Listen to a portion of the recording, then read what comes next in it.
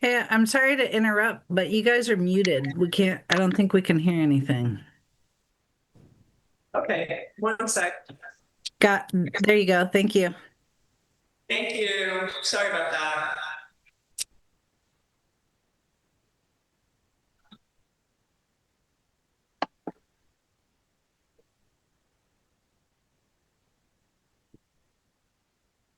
Trevor, can you hear us?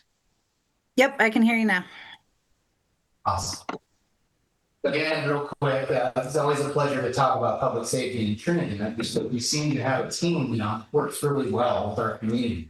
We've got Pacific Coast Security, Drew Taylor, Gene Bass, who are our liaisons for delivering a lot of information that oftentimes can be unpleasant. They do it in a nice way to people that sometimes are maybe a little too noticeable or have activities going on that maybe are of a concern to the community. Both Gene and Drew do a really nice job as our liaisons. And also we have the Humboldt County Sheriff, who it's always a pleasure to work with in Trinidad. They enjoy coming up here from time to time. And as you can see on our Zoom call, we've got, I believe it's Sergeant Jacob McKenzie. We have had a change of the guard, I believe, and maybe Sergeant McKenzie can explain this a little bit better. Lieutenant Josh McCall has, I guess, a rotated command, and now we're under and here of Lieutenant Holt. So with that, I can turn this over for a moment to Sergeant McKenzie, who is with us. Thank you for joining us tonight. Thanks for having me. Yes, Lieutenant McCall ended up taking a different position within the sheriff's office, and now Lieutenant Holt is the commander for the patrol division. Yes, I am the new sergeant up here for the weekday day shift. So I cover Trinidad as part of that beat, and we're responsible for coming in through calls from Monday through Thursday, pretty much 6 to 6. So it's a pleasure meeting you all. This, of course, is my first time being with you guys in this meeting. So I was provided some incidents to go over with you guys and some calls for service, if you're ready for that.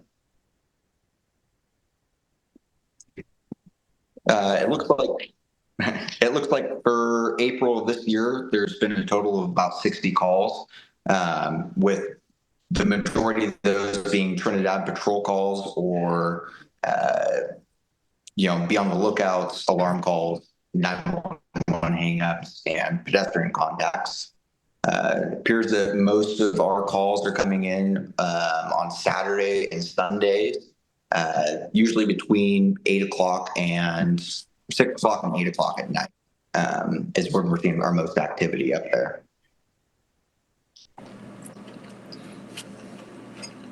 I don't know if the public has any questions for me or if I can answer any questions or anything like that. Yes, any questions from the council at this time? Okay, how about from any members of the public who have wish to ask questions of our law enforcement? We're a quiet crowd tonight. It's a good thing. So we apparently don't have any questions at this time, but we are really excited that you're on the team now and look forward to hearing from you in future meetings. Thank you. Yes, absolutely. And I look forward to working with all you guys. Thanks. Sergeant McKenzie. Okay, is that okay? Then I think that wraps our section on public safety. So with that, we will go ahead and move on to items from the floor.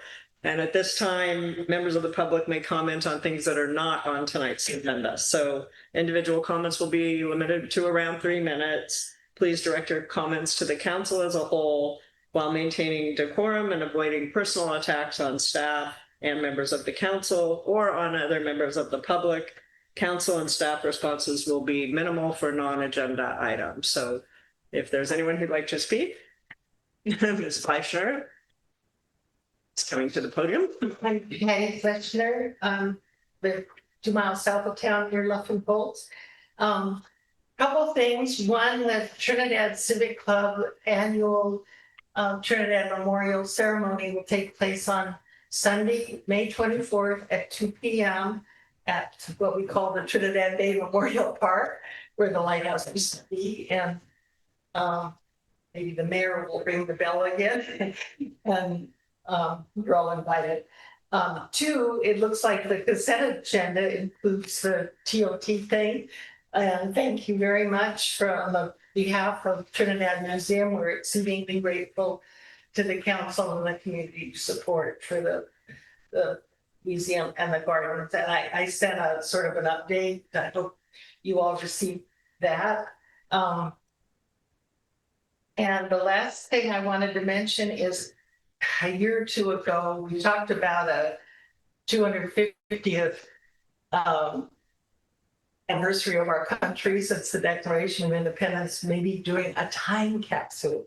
So the museum would really like to go forward with this. And if there's community input as to what might be contained in the time capsule, we would love input. And I don't know exactly how to get the word out, whether through our city website or just passing the word. But anyway, it is fun to do this. What's going on in Trinidad in July 4th, 2026. It might be kind of cool. I think you liked the idea a couple of years ago, so we'll pursue that. Thank you. Nice, thank you.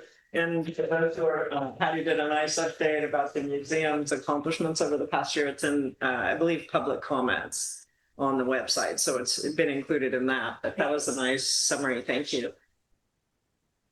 Other items from the floor? Mr. Johnson? I hope I didn't say that with a tone.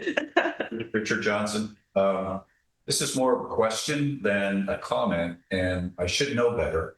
I mean, I should have the information, but it's my understanding that they're making some minor changes to Redwood Transit Authority service in Trinidad. I'm just wondering if the council is aware of that, and I think it would be useful to maybe get that information out a little bit more. I think it's going to help and improve service. Yet at the same time, I think it's a little bit different than what we've been used to. So I just wanted to make that comment. Thank you. Thank you. Is anybody on the council aware of that? I think Jeff gave them that. Yeah, so they are planning to do a micro transit up here. So instead of having a 40-foot bus, they want to have, have smaller buses that come up here or like every 30 minutes. Basically, and they're just going to be doing rounds from the airport back and forth. And then in that half-hour window, they also are planning to have a dial ride service. So that same bus will be able to pick up people and take them to the airport if needed. So it's still in discussion. They're still trying to figure out how to make it all happen with budget and buses. But all on the roadmap for the next probably like 6 months. I'll probably start. Once we have that, we can put it on the website under our latest news, maybe. So we'll keep an eye out. If you hear of anything that they publish, let us know. Yeah. Other items from the floor? Hi, I don't know if you can hear me over on Zoom. Yes. Hi, my name is Ashley Mazzanti, and my family is new. We live off the frontage road by Strawberry Rock, and my kiddos have started school at Trinidad Union School across the street from Town Hall. And I just wanted to introduce myself and say I'm going to be helping out more with the Trinidad School Education Foundation next year. So we definitely want to be more involved with the community. We did a fabulous event recently last month with the eatery. And so definitely more of the community involvement to help support and enrich not only the school, but this lovely community that's here. So I just wanted to say hi and introduce myself. I'm sorry I couldn't be there in person. I'm over here picking up a kiddo from baseball practice. So just thank y'all for what you do here. And it's a lovely town and we're very honored to be part of it with you all. So thank you. Thank you and welcome.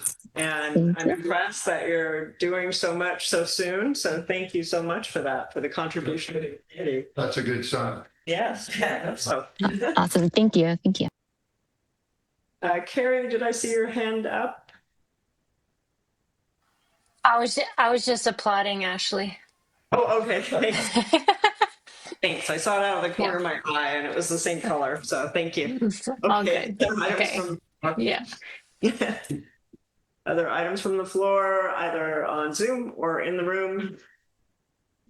Okay, I think that's it then for tonight for that item. So with that, we'll go to the consent agenda.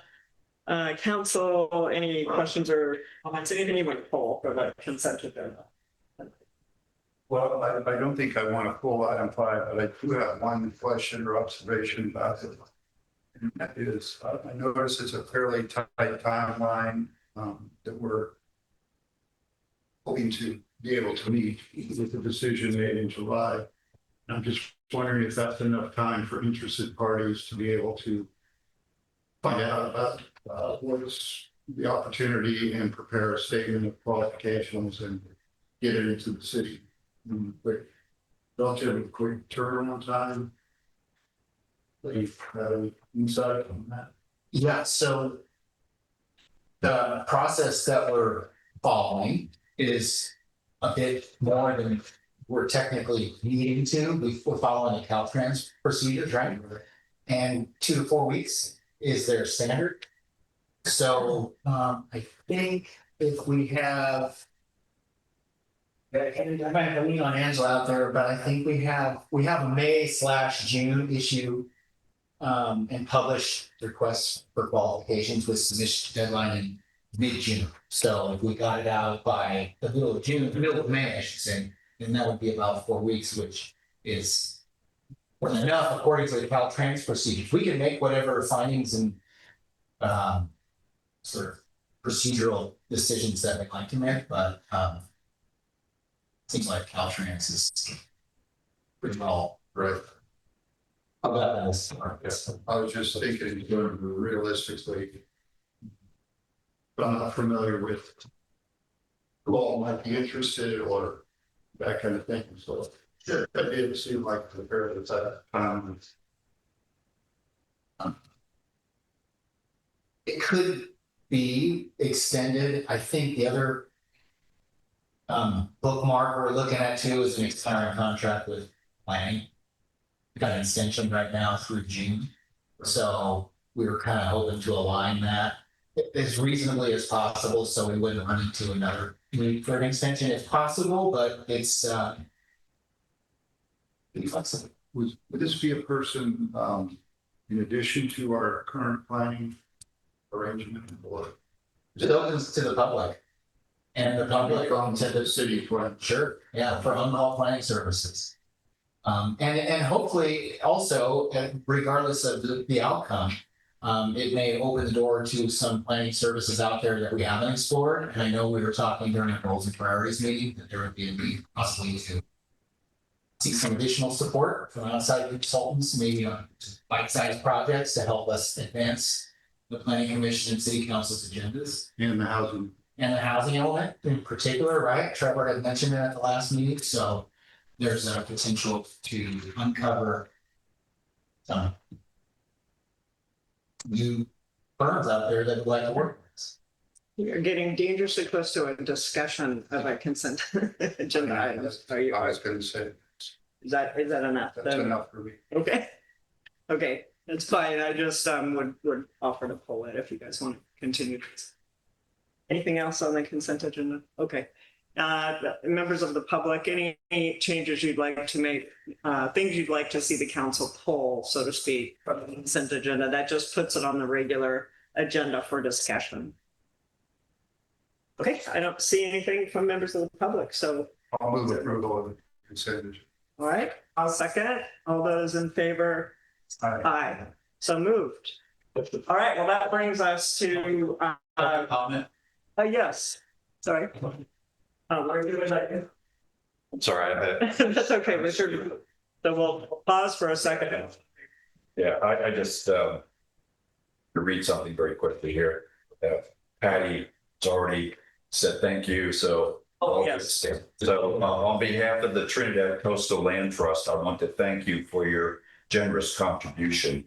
Support from the city of Trinidad helps us maintain and improve our properties and easements, which in turn attract more visitors to our area, all of which hopefully increases visitor income to the city. As the saying goes, we do better and the city does better. Thanks for your support. We've made significant improvements to our properties, including a new native plant garden at Huda Point and completely renovating Topona Point. Inside the city limits, we continue to support invasive plant removal.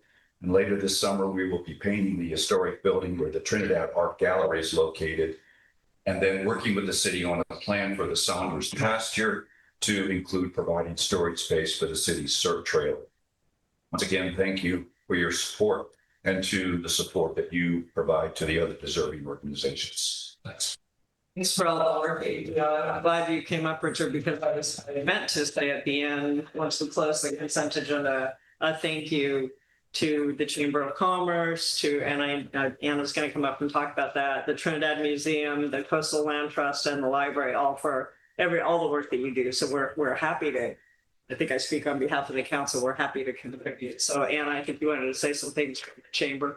Yeah, hi, Anna Davis.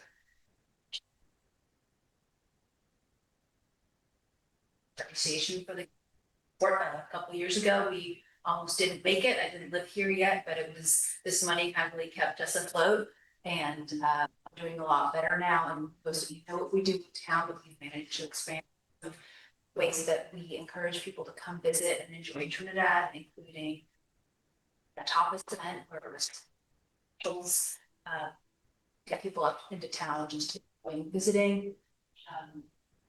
We also have started working on being more philanthropic with some of this money as well. So we have just launched the Summer Camp Scholarship. And this year, in partnership with the Eatery, Hetty's, and Forbes, we are sending 15 children from Trinidad Union to summer camp that wouldn't have otherwise been able to afford it.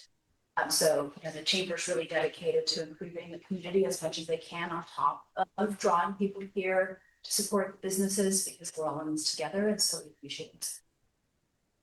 Thank you, and thanks for all you do for the city.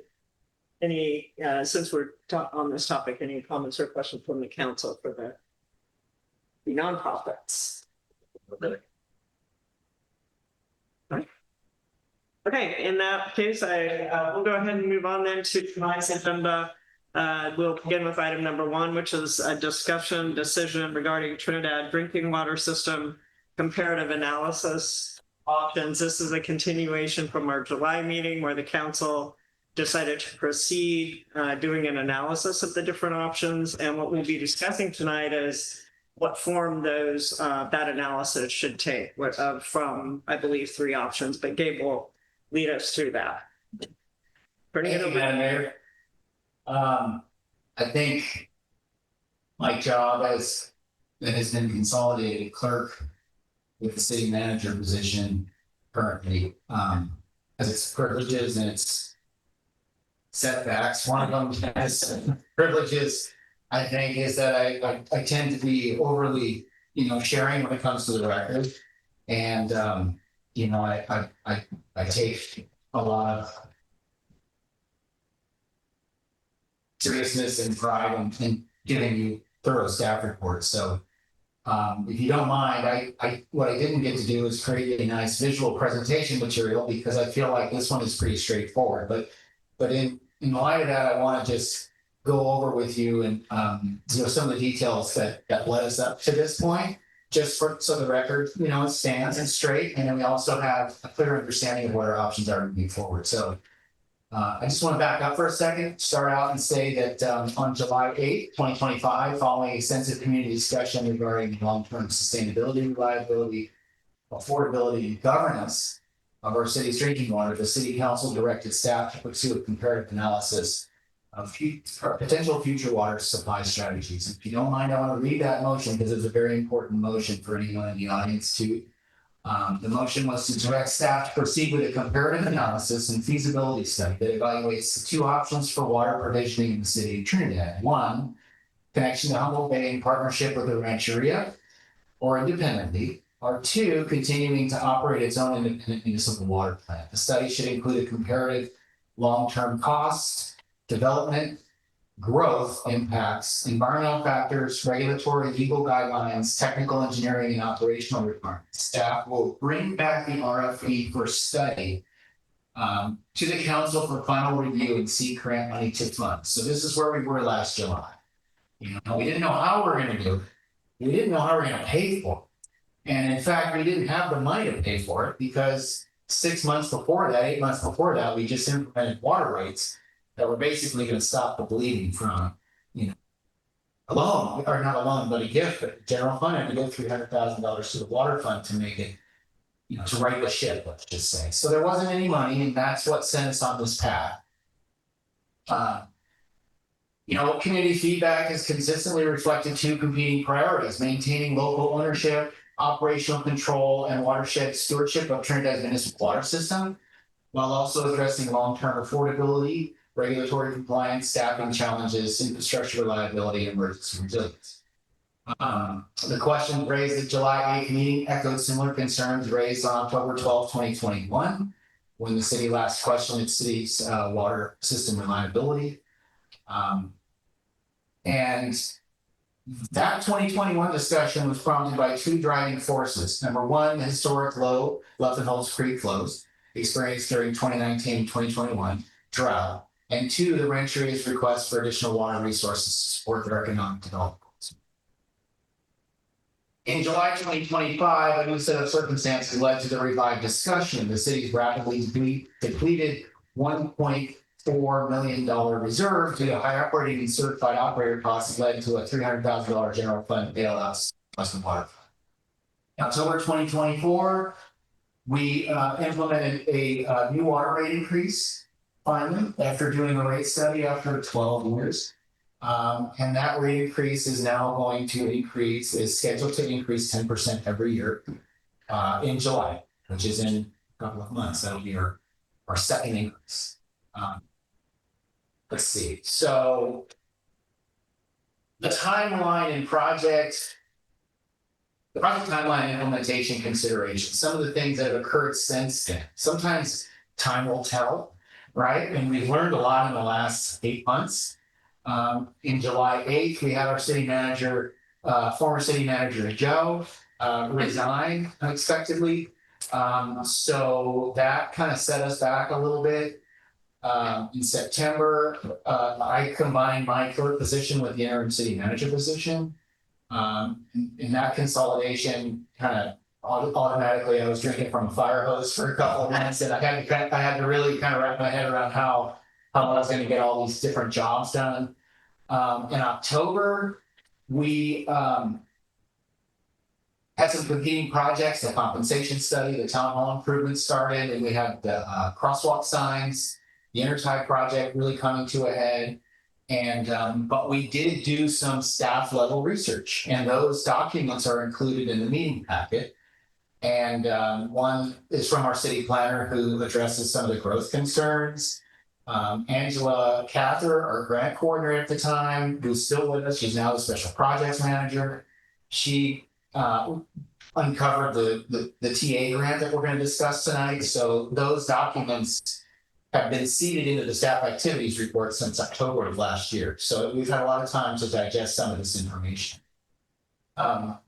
Let's see. I had a couple of meetings with the general manager, Michiko Mayers of Humboldt Bay Municipal, to help connect some of the dots. I needed to orient myself with their operation because I was inheriting the reins from this position. And in November 13, 2025, the North Main Line Extension Project that was unveiled at Humboldt Bay Municipal meeting. So it kind of set a fire under us. We really felt like we had to, get some things done soon, find out what was our pathway to finding the answers to the questions that you directed us in July. Some of the operational challenges that we've experienced. Just this year alone, January 3rd, we had an unprecedented water leak, 400,000 gallons of water storage drained in less than 4 hours.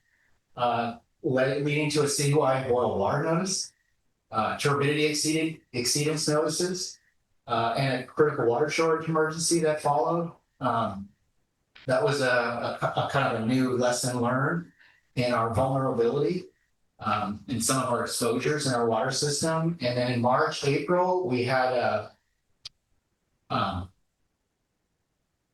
we learned from the business community at these meetings that they didn't expect anything else but resilience and reliability from our city's water system. There doesn't seem to be much flexibility in that. They are very much, and especially with a lot of our businesses in town, owned by new, young, families. I think Betsy at the eatery has taken over from her parents. Jack at the Lighthouse Grill was one of the young employees that had been working, coming up in that organization over there, and the Vanderpools did him a solid by handing him the reins.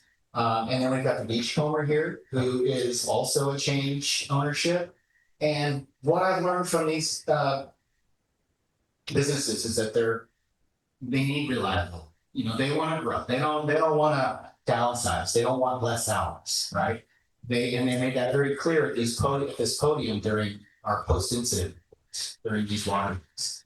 So in April, we had an unprecedented 4-day water outage and boil water notice for approximately 30 customers on West Haven Drive due to that redwood tree fall. That's something I haven't experienced in a while. But what that told me is that our, while we do have trouble and we do have a lot of challenges treating water, especially in the winter months, we thought we built more storage and it disappeared faster than we could even blink. And then now we've got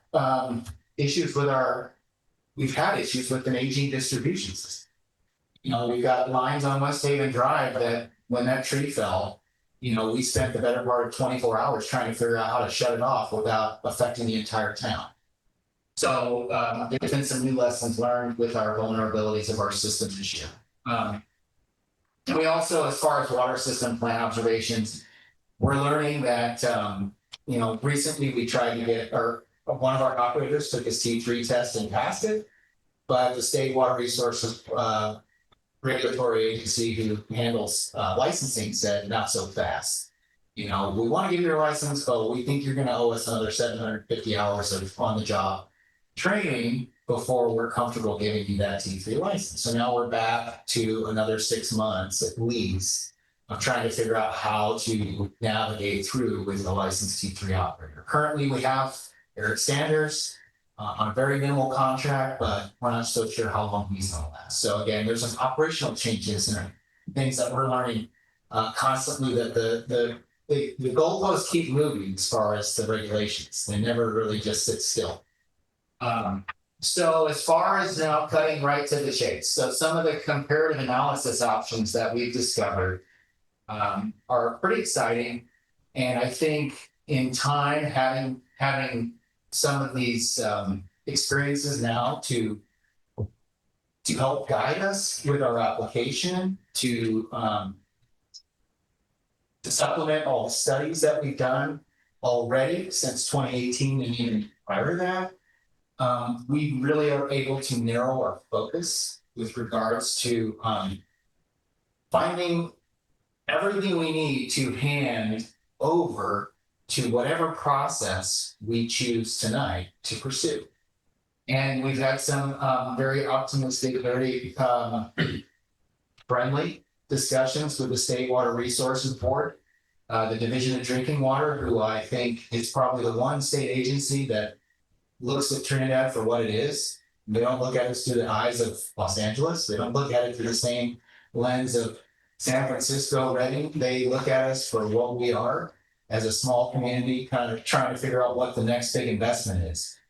Because as it really turns out, the state of California is our biggest investor in the state's infrastructure, including Trinidad, because under no circumstances would Trinidad be able to conduct comparative analysis, and we'll talk about that in just a second, with its own money. So we had this meeting with the State Water Board. Angela and I have been really diving deep so we can provide you with as much accurate information as we can so we can get your guidance moving forward. I provided 3 options in the staff report. And I want to just very quickly touch on these 3 options. It's pretty apparent to me, it's even, you know, the writing's on the wall with the state if we did choose to go with any of these options tonight. Which one it's going to be, but choices are good. And the reason why we make choices is also really important. I think it's critical to articulate that. So option 1, it's the California State Water Resources Control Board's Technical Assistance Program. Under this program, the state contracts with a third-party provider who can coordinate and develop engineering and environmental analysis. The TA provider, which will be a nonprofit organization, includes universities and other professional service providers that are in the queue for the state. They get to make that choice. And will contract with necessary professionals to complete the analysis. The city may have some input when selecting the engineering firm and throughout the analysis. The results of the study will determine the future funding eligibility, which should be aligned with the alternative determined to be most sustainable and cost effective under the study criteria. So in other words, if we hand over all the information that we want to provide to the state as viable options and alternatives for our water system at this point, given its age, all the studies that we've done, and they determine that the most sustainable option is whatever path that might be.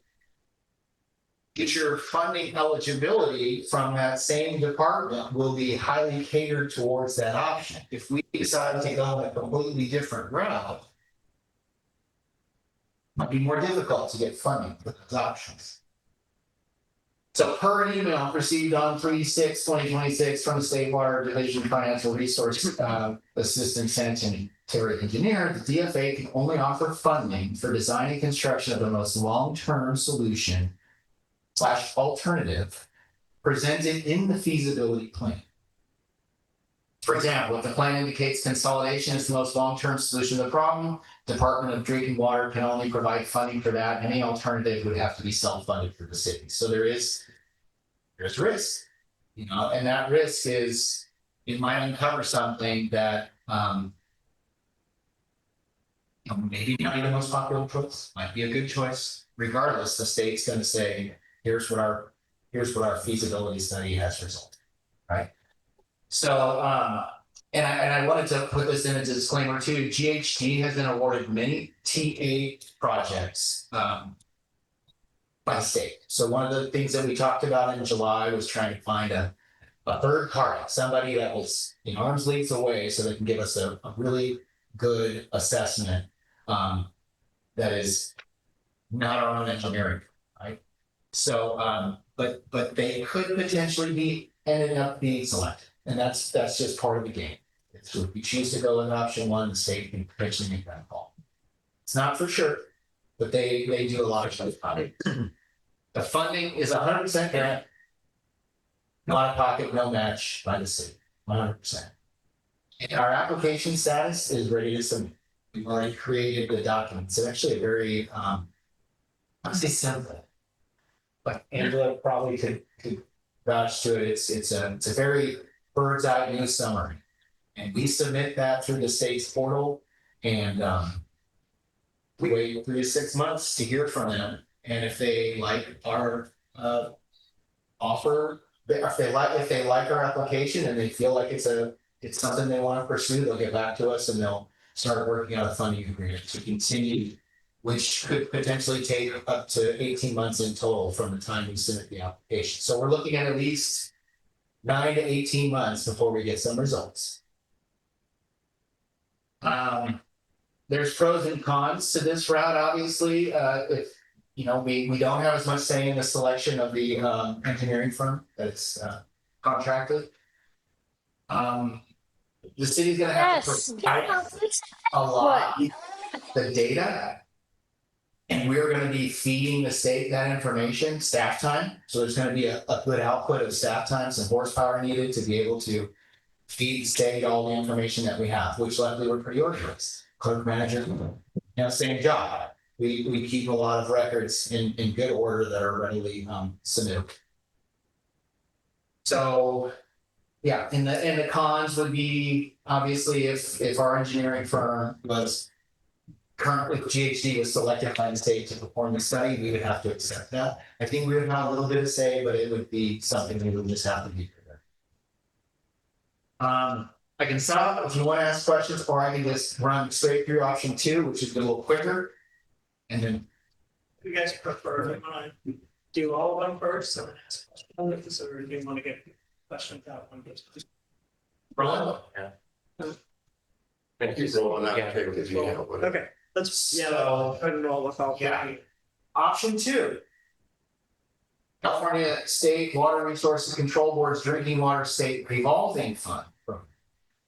So under this option, we do a lot of upfront work.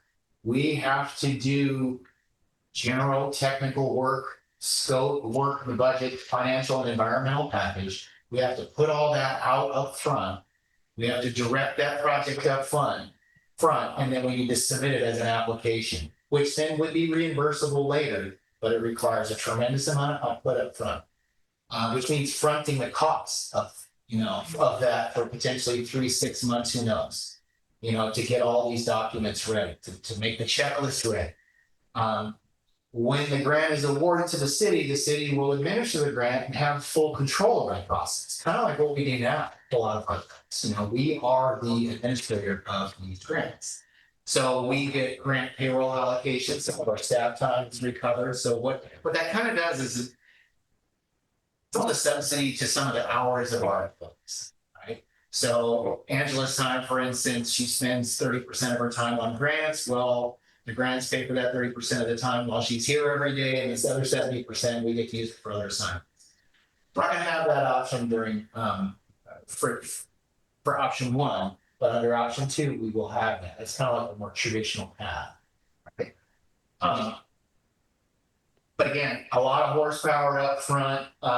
It would be 100% grant funded, but it would be, we'd expect to receive an agreement for funding within 9 to 12 months after the complete application is submitted. So we got a lot of road to go before we even get to a submitted grant in this option. But they're doing. We have a lot of experience. One of the pros is we got a lot of experience administrating in-house grants. So it doesn't scare us at all. The upfront time does, the upfront funding does. And then having just to manage a project with all the other competing priorities, that seems a little daunting. But anyway, that's option number 2. Some of the cons, long range project with this scope would be become a significant priority for the grant special projects manager. It might take away from other things that we want to work on.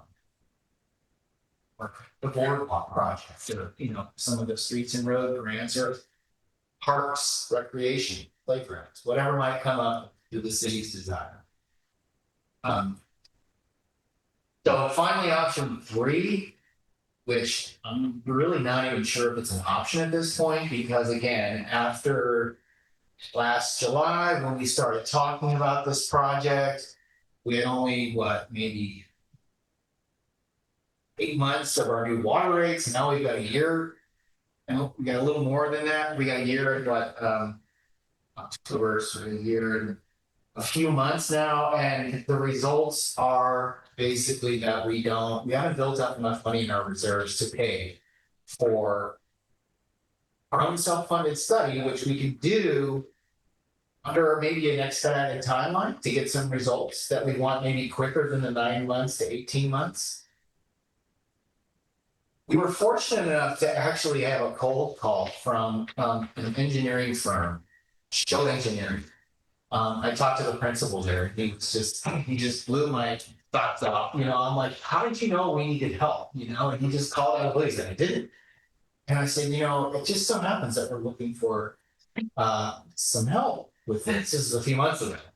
And he said, well, we specialize in this type of work, and why don't I create an outline for you and see if maybe I can give you some estimates based on what you want. So we had a couple working meetings. I gave them, a couple hours of my time. We talked about the motion that the council made. We talked about the history of this discussion.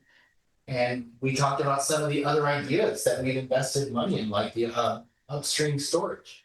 And he threw, just some spitballed some numbers at me, and they kind of are in line with what our former city manager mentioned during the July meeting, approximately $100,000, $80,000 to $100,000, right? To do that study.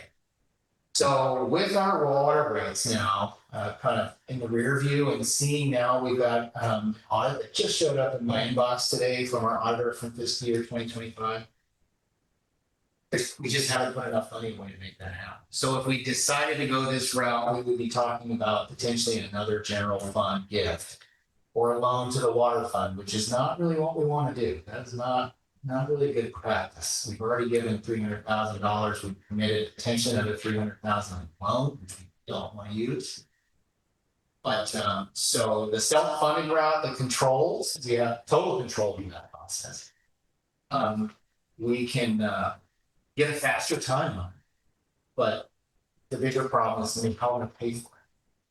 So those are the three options, and I'm happy to deliver this finally. It's given me a lot of sleepless nights, thinking about how we're going to get here, but time just sort of helped heal this process in terms of finding solutions. And we've looked at we've looked everywhere. There's not a lot of money. This is the perfect opportunity. And I will say this too, one last thing, is that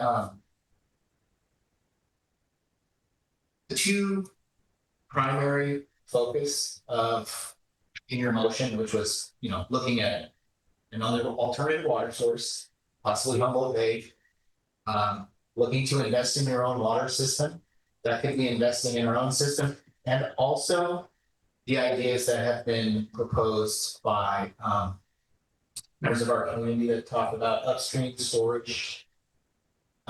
They said if you've invested money in these, which we have through Pacific Watershed Associates, doing some of those upper watershed studies, then they would also be an alternative that we could take a look at. So we finally get some answers, possibly from an outside source, for all of our options.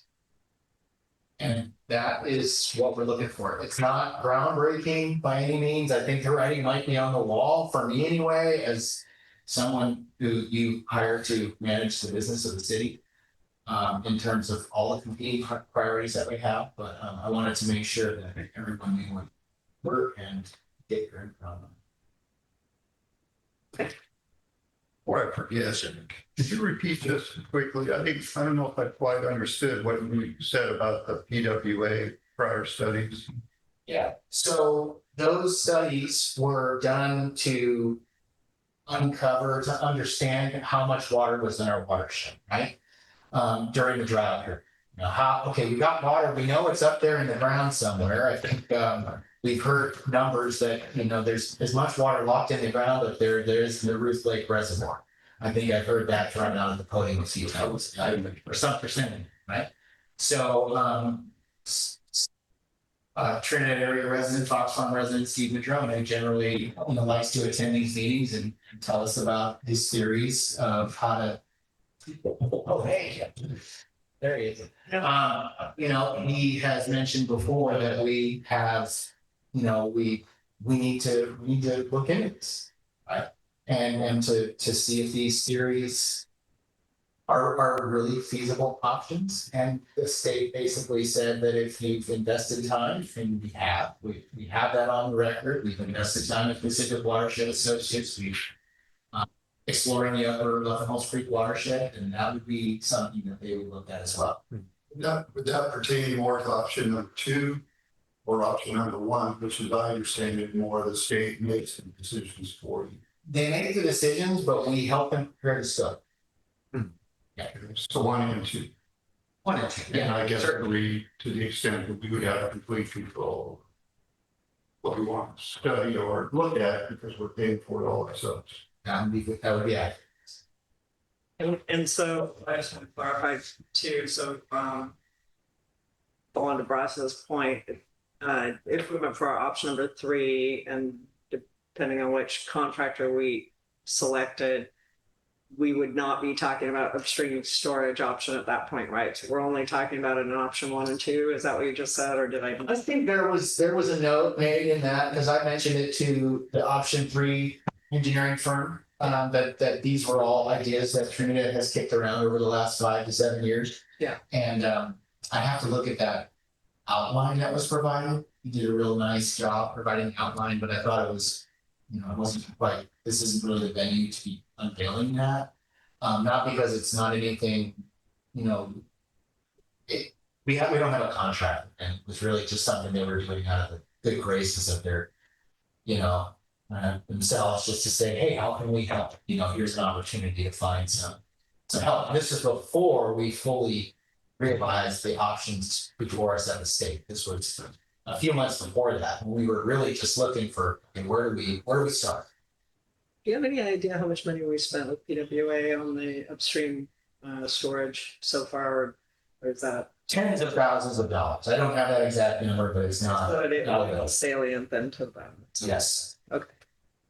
Oh, I'm going to let you guys continue with your questions before I ask. I have a couple more, but wait. Yeah, I'll follow up then. This goes way back to information about the one rate increase that we voted in, which is spaced over 5 years, 10% per year. Occurred to me, does that 10% refer to a fixed number that exists at year 1, or in other words, in year 3, it's gone up 30%. The next increase is 10% of the increase. Compounding. So is that what it is? Yes. 10% of the already increased amount? Yes. Okay. Get that clear. Also, just kind of thinking out loud here, it seems to me that as far as the action we can take tonight, the only responsible action will be either option 1 or 2, because your report indicates that we're still waiting for the audit of our rate increase to get an idea if we're going to have any money, any kind of reserves that we could spend, or you invested heavily from the general fund into the water fund. I think that would be a healthy practice to continue. So in my mind, at least, that limits what we could do tonight. We just don't know what the health of our water fund is going to be. I think that's a valid point. Yeah. I mean, I think we need to discuss the water rates again, right? And whether we want to change direction that the council, we had the different schedules, A, B, and C, and the council chose B. We may make a different decision.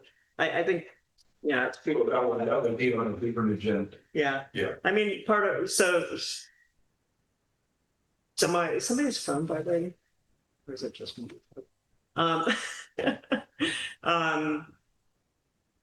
Okay, I'm gonna try to be articulate here. So I was looking at the different options too, and I looked at option 3. So I'm kind of with you, Bryce. I was thinking option 1 and 2 made the most sense financially, because option 3 would use general funds. $80,000 to $100,000 is a big bite out of general funds when we've, to Gabe's point, spent a lot of money on the water system. I would say, though, if execution of a study saved us money, then that money could come back, or we could get that money back through grants potentially. But I would say that, probably the prudent thing to do, that's a lot of what ifs, would be to maybe not go that direction. I was curious about, so in option 1, I think in some ways it's okay to only get funding from DFA if we agree to follow whatever outcome they determine. Because part of me says, well, that seems logical. Like we're going to have this big state evaluation. They would look at connection to Humboldt Bay. They would look at, should we spruce up our own water system? And now they would even evaluate this more hypothetical, but strongly supported by a few folks, idea of the upstream kind of, storage. So they would look at that too. And I think that would be good because I think there've been a lot of people who would like to see that kind of that story play out and whether that is a viable opportunity for a town like Trinidad. I've been skeptical of it because it's unproven and we're such a small town, but I could be convinced otherwise. And if the state is willing to pay for it, that would be really interesting. And then option number 2, I guess my question to Gabe is it even realistic from a staff perspective? So like how many days, weeks, hours are we talking about when, we're already short-staffed? Yeah, I think we reached a water department burnout in terms of our grants. I mean, we Very honest and yeah, well, yeah. and I say that, in a way that is supposed to like honor the other requests that have been sitting there for months, if not years, that we've been that have been sidelined because of the amount of time and energy we've been investing in the grants. Tank and pipeline project was a big one, and then immediately we went right into the intertie project. So we're talking 2.5 years, maybe more, not including the planning process, maybe 3. And meanwhile, we're watching all these ideas that are popping up in our grant administrator coordinator's inbox. Well, we'll have to get to that later. We'll have to get to that later. Whether it's a playground, a park, or trying to coordinate these different ideas that could be harnessed, that energy. So yeah, we could hire more grant people, but at times where you don't have a lot of grant funds coming in to off payroll, you're essentially payrolling them with general fund monies with the hope that someday there's going to be some other grants. So that's not necessarily the best option. So yeah, it would be nice to be able to diversify our attention to the town as opposed to just throwing ourselves now at yet another big, massive project with the water. Yeah, there's definitely an opportunity cost to everything. Very much. Everything we put on the table. And I have seen that with all of the personally experienced that with all the water leaks and all the work that's been done around that and so forth. There's some projects that the nice to do's, that we'd like to get to that we just can't get to. So go ahead, please. The skepticism about the possibility that GHD would be elected by the state to do the engineering, that didn't strike me as that serious a problem. I think previously there was some comment about wanting it to not be somebody who we do a lot of work with necessarily, but this would be chosen by the state. It wouldn't have our fingerprints on it. So for that reason, I don't think that presents a problem for me. Did you have something? Yeah, I mean, I definitely support the comparative analysis and do not support weakening the water fund. Just my concerns are the 2 different options, option 1 and 2. I just like the city to have more control over what the scope of work would be. So, I mean, we're definitely like environmental watershed growth induced impacts. I would like that in our if we go with the state technical assistance program, that's the way I would go. And add, maybe we could have a ad hoc committee talk about what we want in that report.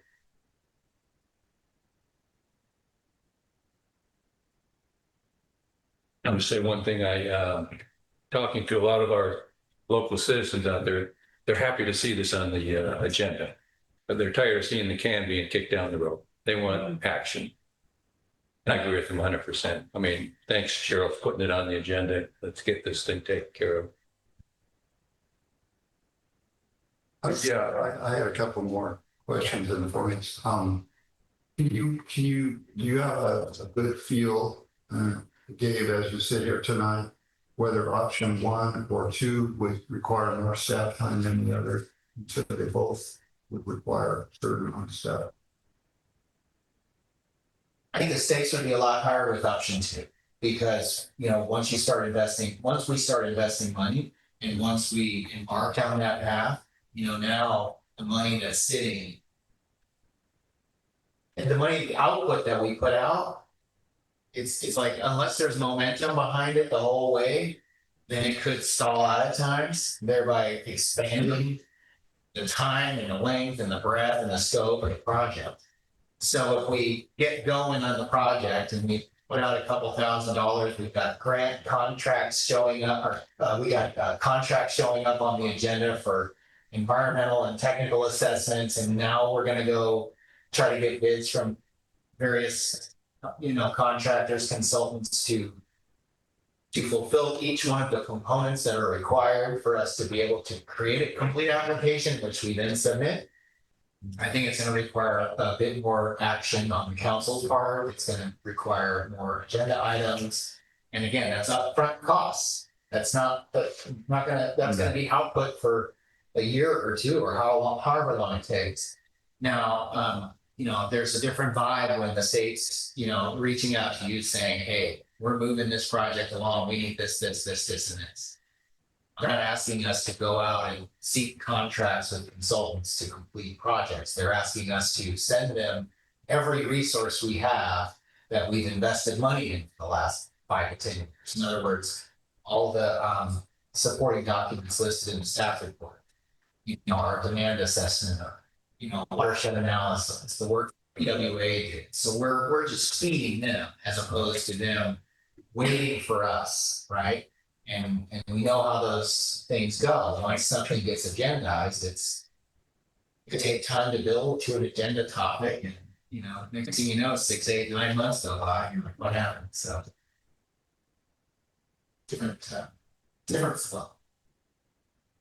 Yeah, the other point I would like to make at this point is that I think we would be wise to kind of take a step back and scale our ambitions for the study. Because as I recall from the July meeting, it kept getting more and more involved as the night wore on. And what we're not doing, I think we need to be clear, what we're not doing tonight is deciding whether we're going to hook up to Humboldt Bay or not. I think the most important thing to look at this point is the financial implications of that kind of decision, because we already know we're going to be pushing our customers very hard with existing rate increases. And if connecting with Humboldt Bay is going to cost even more than that, then I think you're going to see a lot of enthusiasm for that scenario dissipate. So I think that's the most important question we should ask at this point is what's it going to mean for us? I think in order to get to that, though, you have to do an evaluation of some of these other things, like what are the technical and operational kind of investments that need to be made. But I agree with you, Bryce, that cost and financial aspects of this are key. I think the environmental aspects are pretty big too, as Jack mentioned. And then I think we heard a lot last time about development concerns. I think we did, to Gabe's point, there was a development that was put in the packets in the past few months. But having a third party kind of evaluate that, I think would give it a bit more legitimacy. So I kind of, I guess, feel a little differently because I think this isn't completely out of control. Because right now we're saying costs development impacts, environmental factors, and technical engineering and operational requirements. Those are kind of 4 different things, but they're all interrelated, I think. Right, but see, once you have a project, then CEQA kicks in and the Coastal Act and everything else. True. So, but until you have a project, you know, like doing a financial comparison is not a CEQA project. So you can phase it, and if it turns out that it would cost less to connect with Humboldt Bay, and the other factors, and the council agrees that the other factors are such that we should move forward with that option, then that kicks in CEQA, and you have to look at growth inducing impacts, environmental impacts, all these other things. Whereas if we do it now, it's putting the cart before the horse because we haven't committed to the project yet. I'm sorry, we haven't committed to the project. Right, to connect to Humboldt Bay. No, We're not I gonna do that tonight. I thought So that- why explore all the growth inducing impacts and so forth? It seems wasteful for one, because even though it's- with option 1, what are the factors? We're looking for a feasibility study. We want to know what direction should we take to our water, and what they cost, what are the implications, and so forth. What is in your notes for what's the state going to be evaluating and be able to tell us? We have had meetings with state drinking water funding specialists, and we have read our motion to them very clearly. And they were receptive. And they also said, Angela, correct me if I'm wrong, but we will help them prepare the scope based on everything we've received now over the past couple of years, leading to the motion that was passed in July. So I didn't get any impression that they're gonna lead the process. They're gonna be gathering the information, but the application process is collaborative.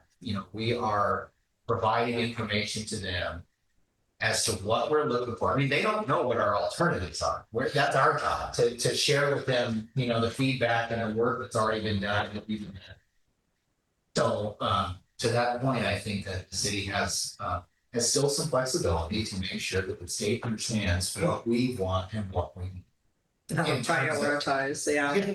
So one way we could find a way forward here is to, because I do want to get some public comment, is we could consider a prioritization. So once the council decides on an option 1, 2, or 3, you can then also add to that motion, I believe, a prioritization. We can talk about that and see if that's an option. By that I mean, Bryce, that an option could be, or a motion, could be, well, I would like to make a motion to approve number 1, but I want to prioritize the financial results as the number 1, and then number 2, the blah, blah, blah, and you could kind of go down that line. Because I see your point that if the state, let's just say they go and they do a cursory look, and they say, oh, well, this is kind of a no-brainer, like Trinidad should connect to Humboldt Bay Municipal Water District because it's going to be, 1/50th the price or something. I'm not saying that's going to happen. And then to your point, well, it's like, why would you then go and spend all the money to do all of the CEQA analysis and everything else for a different alternative? And I don't think it's going to be a slam dunk like that. I think it's going to be more complicated, but we could say, that if the initial financial results warrant it, maybe they don't go as deep. But I just don't think the community is going to be happy from everything we've heard in the past year or more. I don't think the broader community is going to be happy if we don't just go ahead and do the complete analysis. But that's my 2 cents. But anyway, there could be a prioritization potentially. Well, yeah. Yeah, or no? Well, for one thing, presumably the Rancheria has done a certain amount of the environmental analysis, growth inducing analysis as part of their project. They have not showed that to us as far as I know. But at a minimum, I think if you were going to add Trinidad on to that project, you would have to do an amended CEQA document. Look at growth inducing impacts further north in our, at least in our water service area. Yeah. So, but you know, if I just really have a hard time picturing our ratepayers being enthusiastic about paying even more than they're going to be paying under our stepped increase, you know. Cost. Okay, So let's, I'd like to take it one step at a time and, you know, let's see how much it's going to cost. okay. As the way I approach it, you know, I voted no last time I on know. doing the stuff. So Okay, I'm coming around to some extent here. I appreciate that. That's wonderful. Okay, well, let's talk more about it. I'm not, you know, we're open to the dialogue from the council, but I do, if you guys are okay with it, I'd like to go to public comment and kind of, you know, you never know, folks often can lead us in a different direction. That's why we're here, to listen. So with that, I'm open to public comment, and whoever wants to come to the podium first. Yes, sir. We'll see. You look excited, so I'm gonna, you get to go. So I got to go first. I know. So I'm Senator Cox. I just had a potentially dumb clarification question with respect to option one, which is, I think you tell the state the scope of the project that you want, and then they go into a study and bring something back to you and say, this is what we think. And then they'll only fund what they thought. So if you say, we want to do something else, then they'll fund. I think that's what you said. The question is, what's their record for actually funding what they recommended?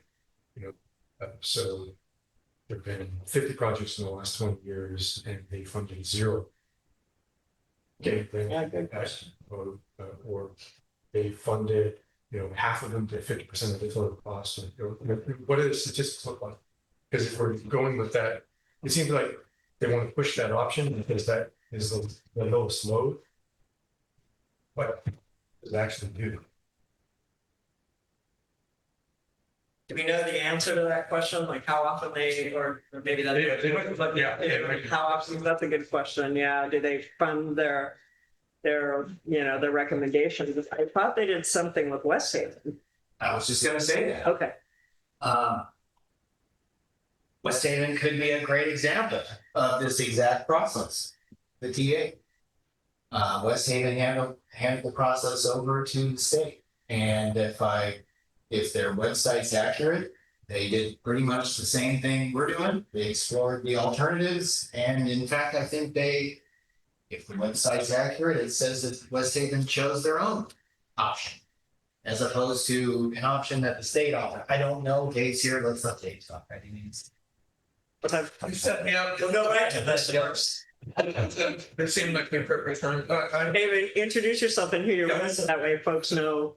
Yeah. Dave Aiken with the State Services District, also a resident of West Haven. First, I wanted to say I thought Gabe did a great job on summarizing the issues like in the packet tonight. That was really well done. And it's not a simple situation to describe. So I appreciated that. Second thing I wanted to mention is related to what Gabe was just saying. That I was going to tell you that I feel that our district has had a really great experience with the state using the technical assistance process. We really struggled on our own to figure out how best to deal with disinfection byproduct removal in our system. And we finally, went to the state and said, help, we really need help. Can you help us out with this? And the result of that is now we have a completely grant funded state-of-the-art water treatment plant. Will allow us to, it'll be finished hopefully in September 27th. So pretty soon they've started construction now. And it was a great process, and the state, we're really lucky that the state regulators we're dealing with up here are really good. And they've been very positive. If you show that you're putting your time into it, right, and all the evidence of the work that you tried to get forward is what you feed to them. On the other hand, you got to tell them what you're asking for. That's where I would be. I think like all of the council members should look very carefully at what you actually draft and send to them for what you want. And I personally think that the issue of growth impacts is probably my greatest concern. Like obviously there's financial issues, but given that financial issues, for example, for Humboldt Bay look favorable, you still want to know, well, does that mean that we're going to have rampant growth or not? And I don't know, right? But the one thing on the growth impacts that I think that you should provide to the technical assistance people, which means to the entity that they say to carry out studies, is that you think that a growth study should be parcel based. All right, Trevor presented for you, very brief assessment of what the development impacts might be, but that was not parcel based. All right, that was based on regulations that she's aware of. And there's also, I don't think, the immediacy for Trinidad to get involved in a feasibility study of the pipeline because of sizing of the pipe. But that was one thing I wanted to just correct in there. She implied that it would make, you want to do that now because if you don't, the pipe makes size too small. And I think that's incorrect. Like the pipe size has got to be a minimum of 6 inches diameter, which I made some calculations. I don't need to present them to you now. It's about, that would allow them to push up without really pushing the water through at the fastest rate, about 8 times what the current local demand is out of Trinidad, West Haven, and the Rancheria's new development. So, I mean, and that's just going with minimum what they have to put through. But the TA process is a good one, and I'd love to help you guys out with what you asked them to do, because I think it's of concern to everybody in the local area, not just Trinidad. So thanks much. Thanks for letting us know how that worked out. We're just so far. Yes.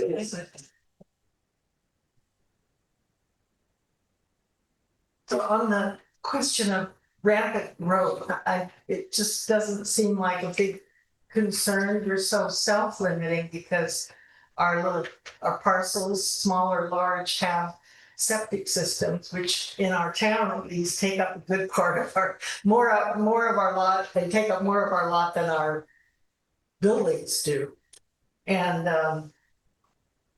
so this is the case from Big Lagoon to Little River and West Haven, which I regard Big Lagoon to Little River and West Haven, and that's that we're all Trinidadians, and it's so difficult to subdivide, to develop in the coastal zone that we're self-limiting because of our septic systems taking up so much space, because it's so difficult to subdivide and there isn't that much land that's developable. So it just seems equitable and generous and gracious that in our wider Trinidad area from Big Lagoon to Little River, that if Big Lagoon and Patrick's Point Drive and West Haven, probably they've sorted out their problems. West Haven probably doesn't need a water system, but if all of us were on the same system, and just as long as I've lived here for 47 years, there have been issues with trying to obtain water for certain portions. And if we have water, wherever it comes from, that it's important to share it, whether it's from Humboldt Bay or Humboldt or any place else, that if we could all be on the same system, I don't think that would reduce growth, because it hasn't so far. And we're just a little place, and I think we remain that. And as soon as the general plan could get approved and the local coastal plan could get approved, and the coastal commission isn't hovering over every single thing that we do in this community and in the coastal zone, that having local control from the city council and our local people, the general plan would dictate if that could get approved by the coastal commission, and then our coastal commission is no longer a big part of our lives dictating what we're doing regarding development, water. Anyway, the bottom line is I just don't think rapid growth has been, is, or will be a problem, whatever your decision is. Thank you. Thanks very much.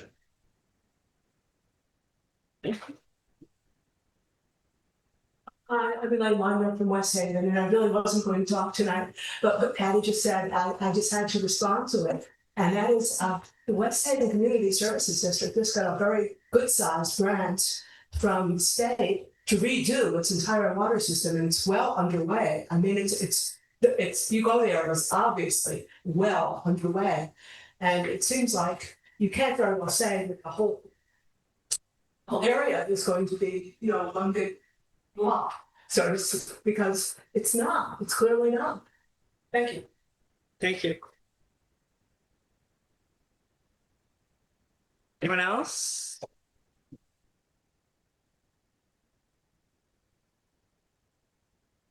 Bruce, 780 on Drive.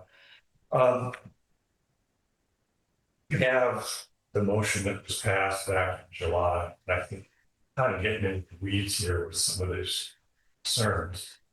My understanding of looking at the agenda is you're going to choose one of these three alternatives. Growth, cost, supply, everything is in that motion. Information is the most important thing you can have. And I'm suggesting that you approve option one. The application is ready. There's no cost to the city. Given the scope to the state, which addresses a lot of the issues that have been points that have been brought up here tonight. You're giving it to a third party. Hopefully somebody that doesn't have an influence from all of the different points of view that have been presented over the last 5 years. I mean, we look back to 2021 and that meeting was held in 2021. And the next thing you know, we've got a meeting in 2025. Got a scope, got the state will pay for it. It'll come relatively quickly, and then you can make a decision on what you're going to do. So I strongly support option one. Thank you.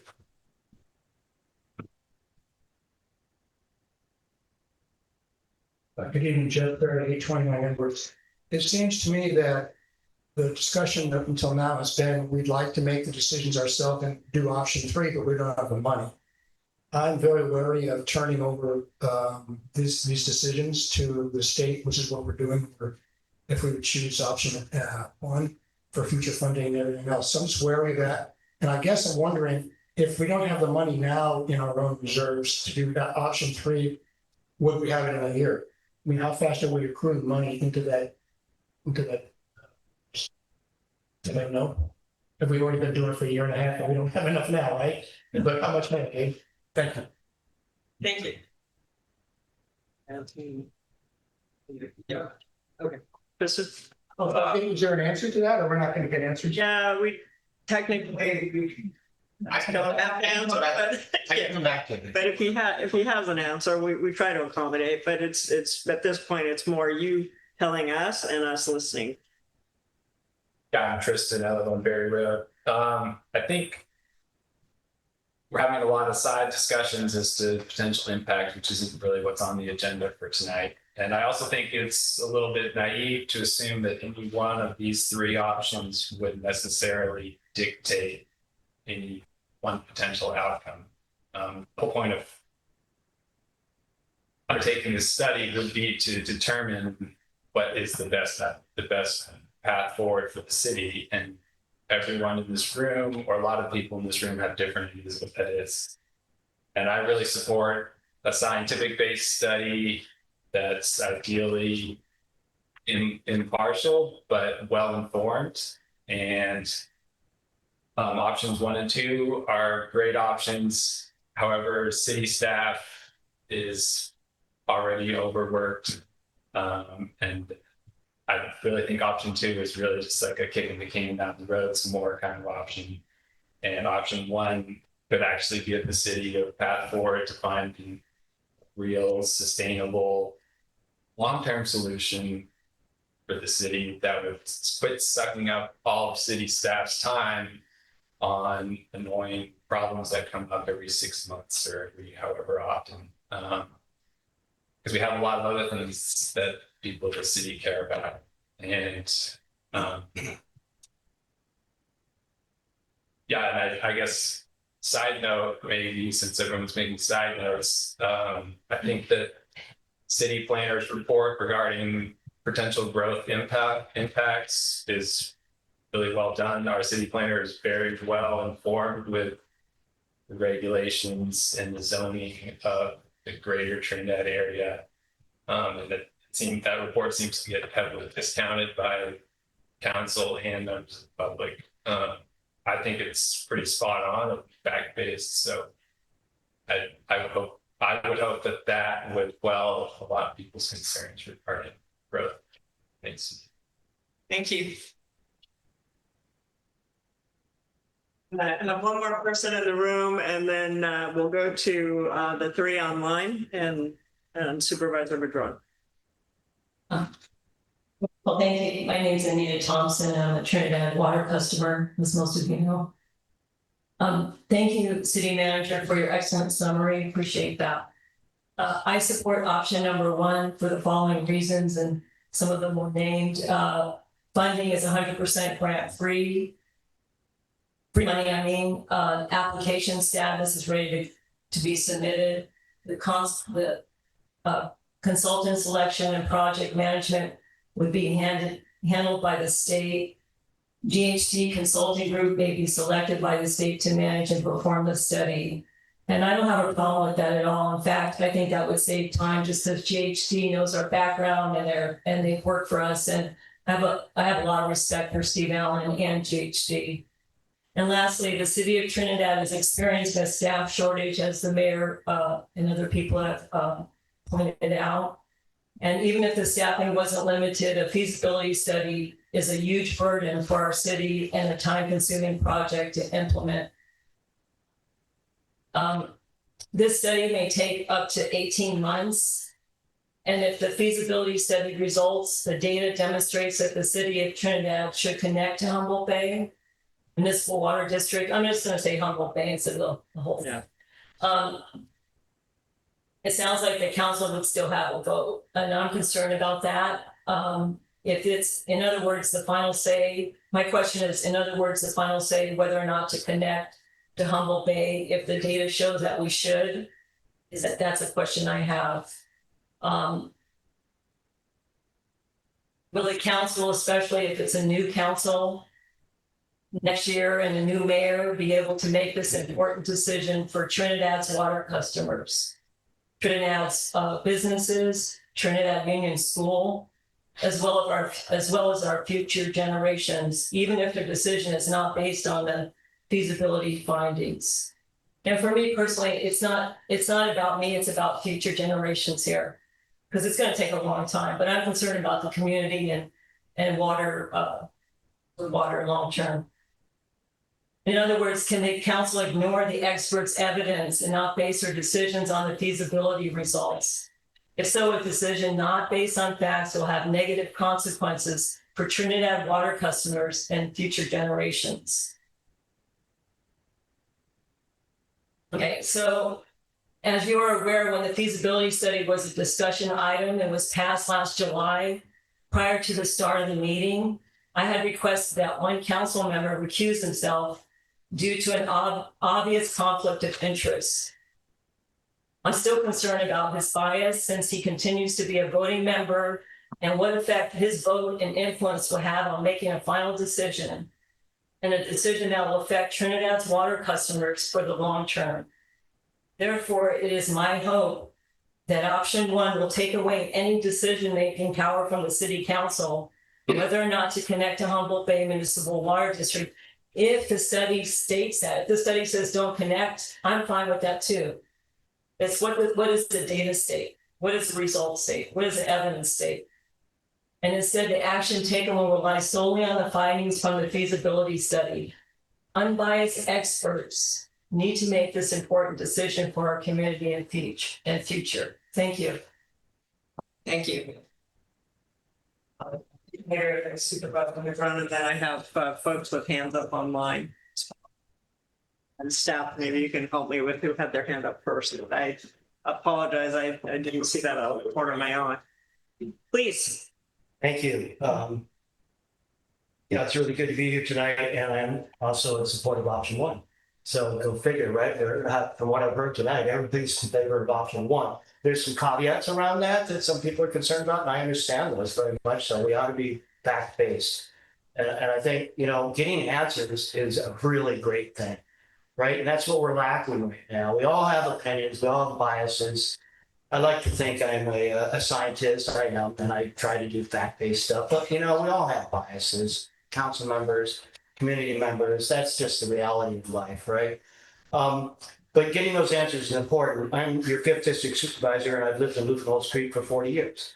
I know it like the back of my hand, and I helped get a $1.7 million grant to clean up all of Green Diamond's roads that were putting a lot of sediment in the system, which has cleaned up your water dramatically for small to moderate rainfall events. But there's so much sediment stored from the 70s and 80s logging on the terraces that in big events like this winter in the pipe rope, those sediments get remobilized. So anyway, a couple of things. One, primarily I want to say I support option one. But in the facts in there, I just want to try and clarify a few of those, like the 6-inch pipeline. CAL FIRE has already told the Rancheria that it would be a minimum 6-inch pipeline. So to say otherwise is not understanding facts. And that's for fire flows and things like that. So a 6-inch pipe, as was mentioned, is like 10 times the water that the whole area already uses. So it's going to be a lot of water. And so you don't have to worry about trying to get in right now. Otherwise, the pipeline won't be sized properly. It's going to be 6-inch minimum or bigger. So I just want to clarify that one. Another one is about rampant uncontrolled growth. And it makes a bold statement in the staff report that won't happen. What we do know is there probably will be growth. What we don't know that the feasibility analysis will help us answer is how much growth and where. Probably not so much in the city, because you're pretty built out and the lots are so small with bad soils, which means they're silty and they leach too quickly. It would be hard to put a whole lot more into the city. Where the growth would happen would be outside of the city. And it's been mentioned that land use and the coastal zone could control that. But a lot of the developable areas outside the coastal zone, West Haven, Ox Farm, McConaughey, and all these other places that are east of the coastal zone. And actually with land use, there was a couple laws passed just a couple of years ago that now give landowners ministerial, no public hearing, ministerial rights to add a second unit. Yes, they have to have a septic system, but there are a lot of places that are on wells right now on parcels. And if you aren't using the well because there's suddenly water available, you could add more houses because, you can put another septic system in because there's no longer a well there. So Patty Stearns, a respected real estate person here in the community for 40 years plus, wrote a letter to me back 5 years ago saying it is her opinion that a pipeline with unlimited water could lead to a doubling of the population. Well, what we need to do is do an analysis of that and really understand what are the growth impacts and where might it occur. So I just want to clarify that fact as well, that so much stuff is now ministerially approved. Another one that was mentioned was there's no reason to believe that the Rancheria won't eventually get a connection to water, Humboldt Bay water. That's not a fact, that's somebody's opinion. And frankly, because of the annexation requirements, which we just went through with Mill Creek Lane, you and I were both involved with that at LAFCO, and growth impacts, water rates, CEQA at LAFCO, it's not a done deal. There is a lot of steps that have to be gone through to actually perfect whether or not that pipeline would be brought up here or not. Lastly, even if the pipeline came in, it doesn't matter what your water source is, you're still going to be responsible for maintaining your water lines. So when you talk about an aging system, that's true whether or not you get a pipeline or whether you keep using lubricants. You're going to have to deal with your distribution system and your tanks and your at least chlorination station.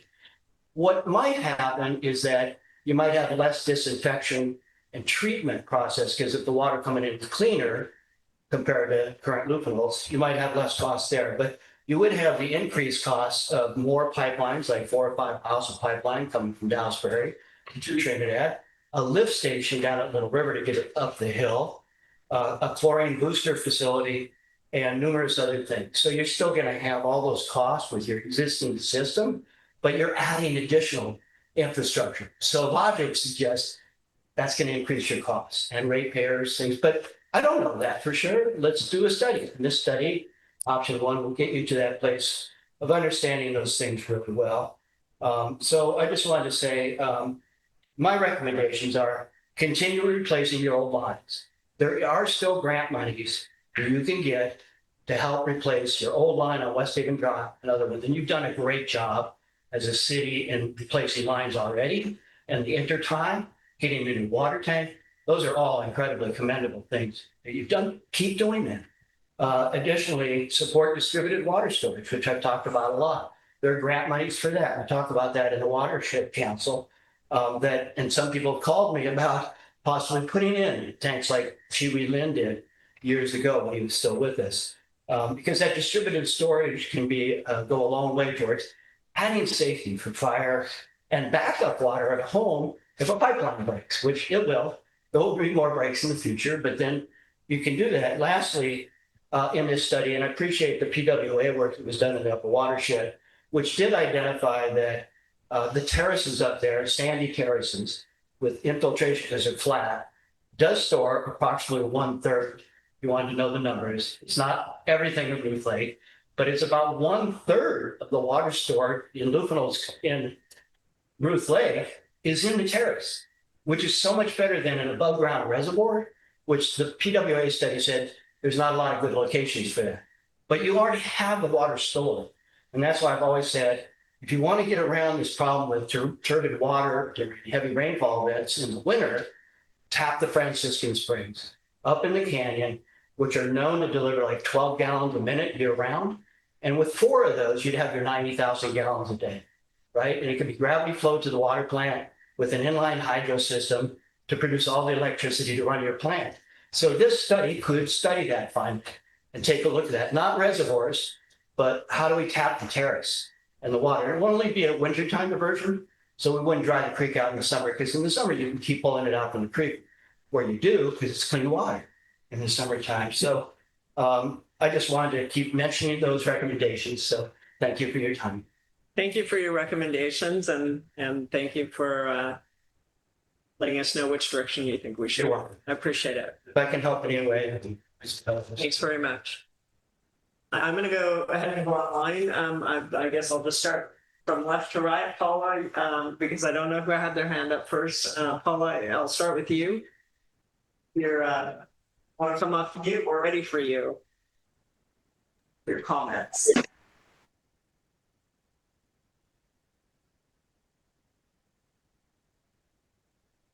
I think you're still on mute. Oh, I can see the little icon there.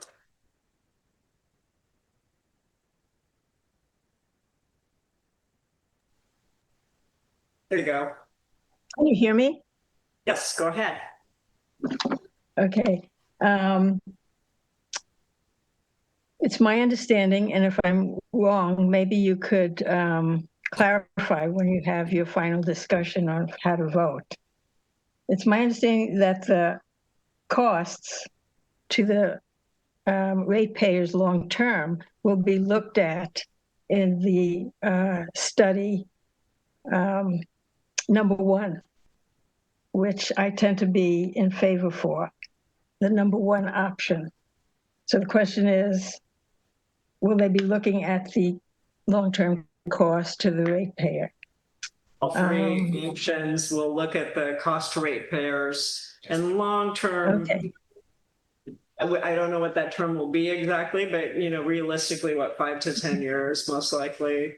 Yeah, that's really good. That sounds okay. Okay, so in 2021, I called all the municipalities in this area that are hooked up to Humboldt Bay, and they all had equal or less costs monthly in their water bill than we do. The ones that had an equal cost included the cost for septic. It was a combined cost. So historically, the costs for communities in this area hooked up to Humboldt Bay has always been lower. The fire resilience of being hooked up to Humboldt Bay, I think, is obvious. You can discuss that if you want to in your final discussion before you make your final decision. I don't think I need to elaborate on that. I assume all the people on the council read my letter, and in a paragraph or two in my letter, I did elaborate on it. And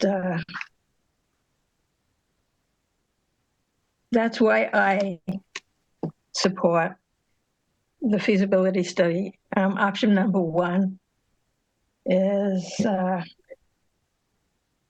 for fire resiliency.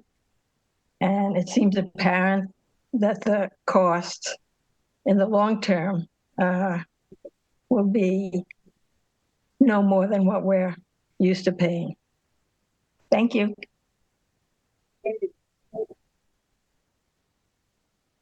Andrew, I believe you're up next, if you're ready with your comment.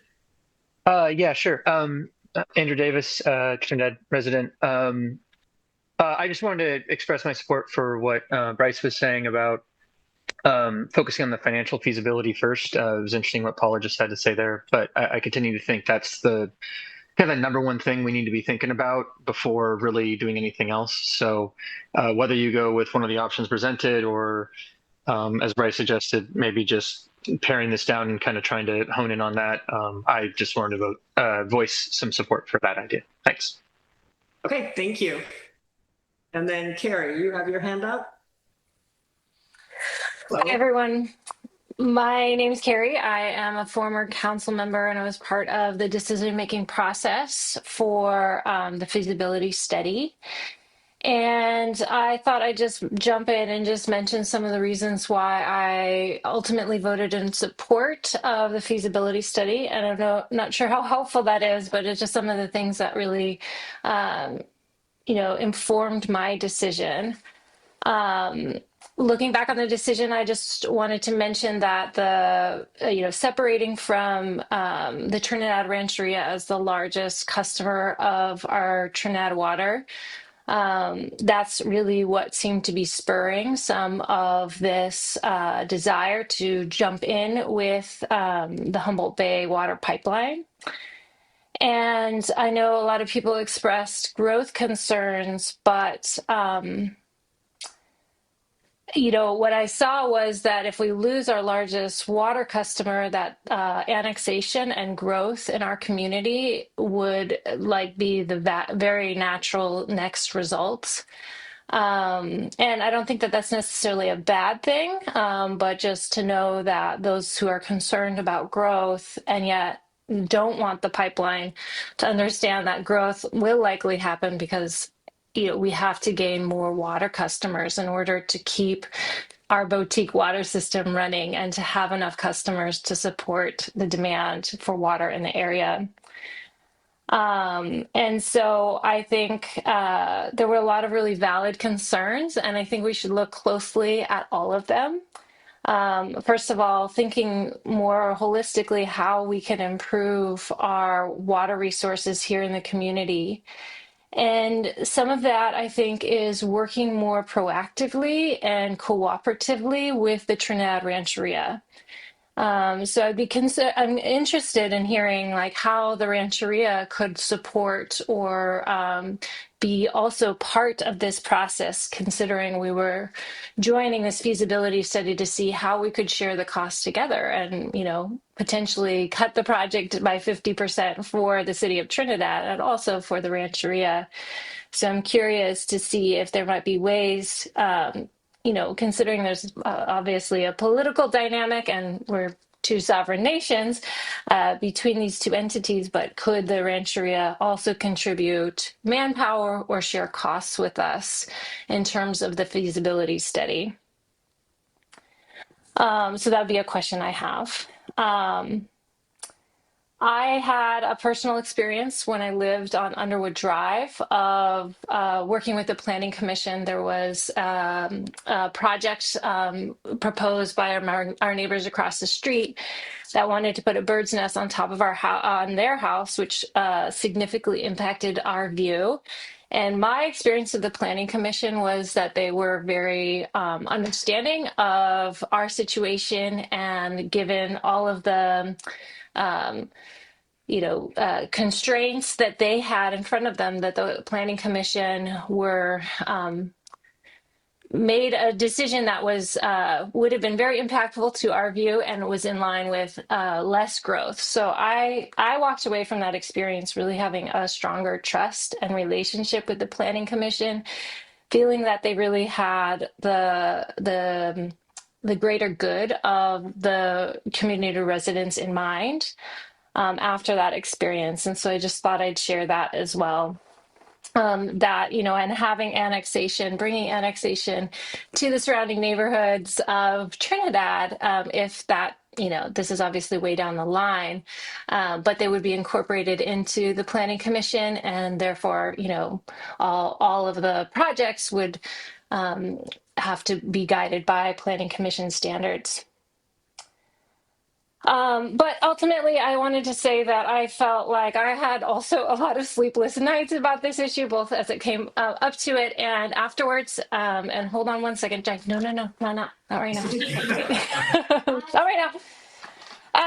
Yeah, lots of sleepless nights, but I think I really sit with what Councilperson Tuttle said. Is just that the idea of keeping our water resources here and local in this community, I really do believe that that is such a good choice and the most responsible choice. But we need to make sure that we have the data and information available to us and the feasibility available to us to know and to be able to guide this decision moving forward. Water is such a valuable resource. Water is life. And I think all of these circumstances can give us all a greater appreciation and respect for this just basic human need we all have. And that there's a lot of really good people in this community who want to have, a sustainable and respectful relationship with the water system in our community. But lastly, I'd like us to think more proactively about how to work more cooperatively with the Trinidad Rancheria. I know there's a lot of antagonism. One of the decisions kind of leading this is the Trinidad Rancheria's desire to build a hotel on their land, and I have deep respect for their sovereignty. But I also think this is also a really important time to sit more and revisit this issue with the Trinidad Rancheria and see if there's any way we can lower the footprint of the hotel, if there's any way that we can work cooperatively as neighbor to neighbor, as two sovereign nations together to create a positive solution that allows us to keep water in our area and not do this large pipeline. Now, I don't want to sound that as sounding contradictory to my vote, but really, I think it comes down to we have the resources, we have the manpower, we have the capacity, whether you choose option 1 or 2, to make the most informed, educated, scientific choice that's going to address both the environmental concerns and also the rate concerns. And I felt like it was my duty on council to not leave our Trinidad residents, our Trinidad Town Council or staff members with trying to, deal with having the most expensive water system in Humboldt. Like we really had to address that. And so I felt like doing and voting for this feasibility study gave us this best chance to really explore the issue, understand the issue deeply, and make the best choice forward. So thanks for letting me have the time to share that. Yeah, thanks a lot. All right, I'm going to, I don't see any other hands raised, so I'm going to bring it back, back to the council. I didn't mean to interrupt you, Gabe. I think at one point, maybe you were going to answer Jeff's question. He had a question about option 3. I don't know if that's something you still want an answer to, Jeff. Yeah, we can try. So the audit, we just received an audit today for fiscal year 2025. Last June. So I haven't had a chance to review those yet, but at the same time, we're also working with RCAC, the agency, nonprofit agency that helped us with our water rights study. Yeah. And we received, as you know, about 60 hours of grants of time to review those rates and review whether or not they meet or exceed their expectations. And the preliminary estimate so far that I've heard, and we're still diving deep into the numbers, is that there was an expected year 2 cash flow reserves for operating and maintenance, not for capital reserves. The rates do not fund any future maintenance. It's you picked a rate that was just really there to stop the bleeding and to create an emergency cash reserve. Those reserves were anticipated to be approximately $130,000, and it appears that they're going to be more like 20. Right. So I think it had a lot to do with the fact that there's a curve. When rates are adopted, when rates go up, and each time they go up, people kind of squeeze a little bit. You know, they don't use as much water. And then also we had some emergencies. You know, we spent 60 something, I don't know the exact number, but we spent quite a few tens of thousands of dollars in the recent emergencies that we had. So yeah, those factors and others combined. Plus, I think we weren't able to get rid of our consultant, a high dollar consultant in that first year. It took about 6 months after the rate study was adopted. So that kind of whittled down to that. We had about a third, maybe a quarter of what we expect.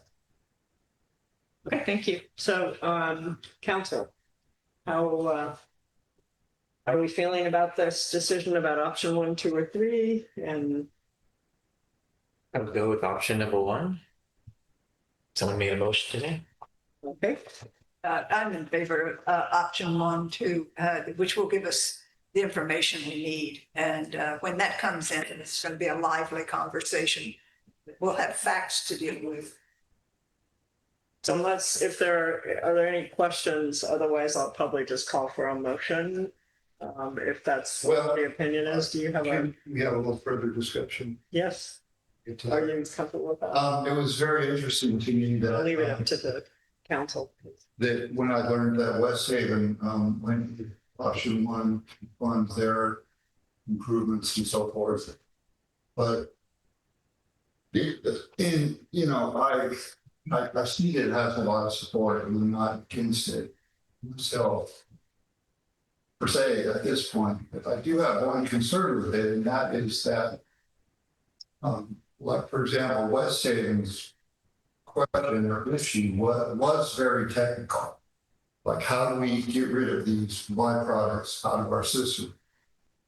Our situation is more of a public policy question. You know, are you willing to accept more risk of runway growth, or versus risk of the creek running dry, that kind of thing? Science can only get you so far when you're talking about policy issues. You kind of have to assign values to things. You know, what's the most important to you? So I'm just a little concerned that the technical advisory committee won't be all that helpful on the policy related questions that we'll probably ultimately face. But I thought that Supervisor Madrone did a very good summary of all kind of the moving parts. that we're looking at is part of the problem. And, you know, there does seem to be a clear majority of momentum towards option one. So I'd be willing to support that, but I would like to put it in terms of to see if they could do a phased study for us. And if, you know, the first thing, tell us what does it look like? Most likely it would cost our ratepayers more, you know, to go with option one or less or what they're paying now. And depending on the answer to that question, we could go further on with the process. I don't know that they would be receptive to that kind of proposal, but that would be the most comfortable for me. I feel like all or nothing. I want to know it all. Yeah.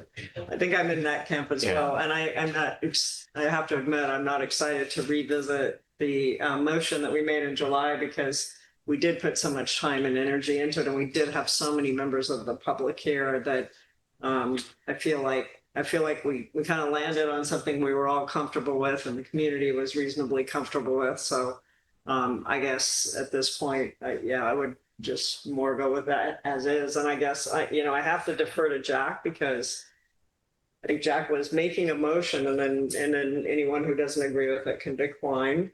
But that's where we started. And I appreciate the additional discussion, but unless you guys disagree, I think. Please make the formal.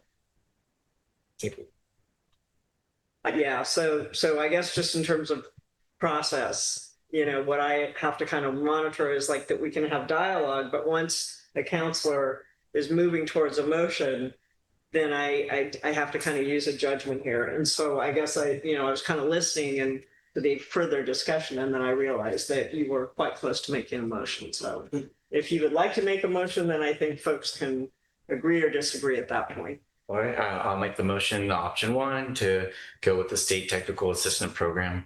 Okay. Yeah. Is there a second to Jack's motion? He is seconding the motion, and then I will call for a vote then. All those in favor? Aye. Aye. Okay.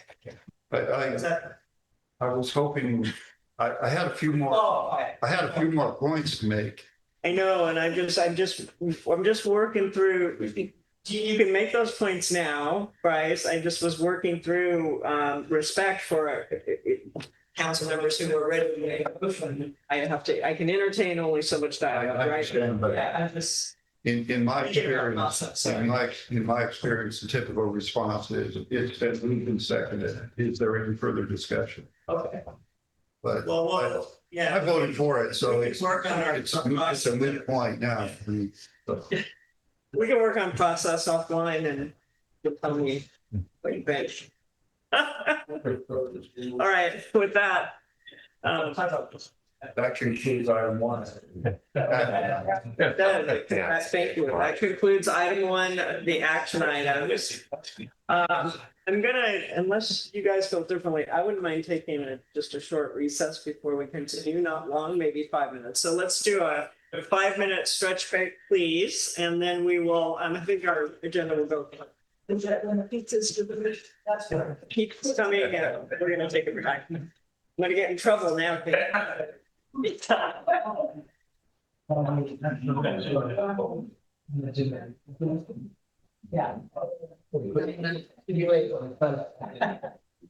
Hey, Jeff. Thank you for your time and trouble. Yeah, thanks for showing up. Appreciate it.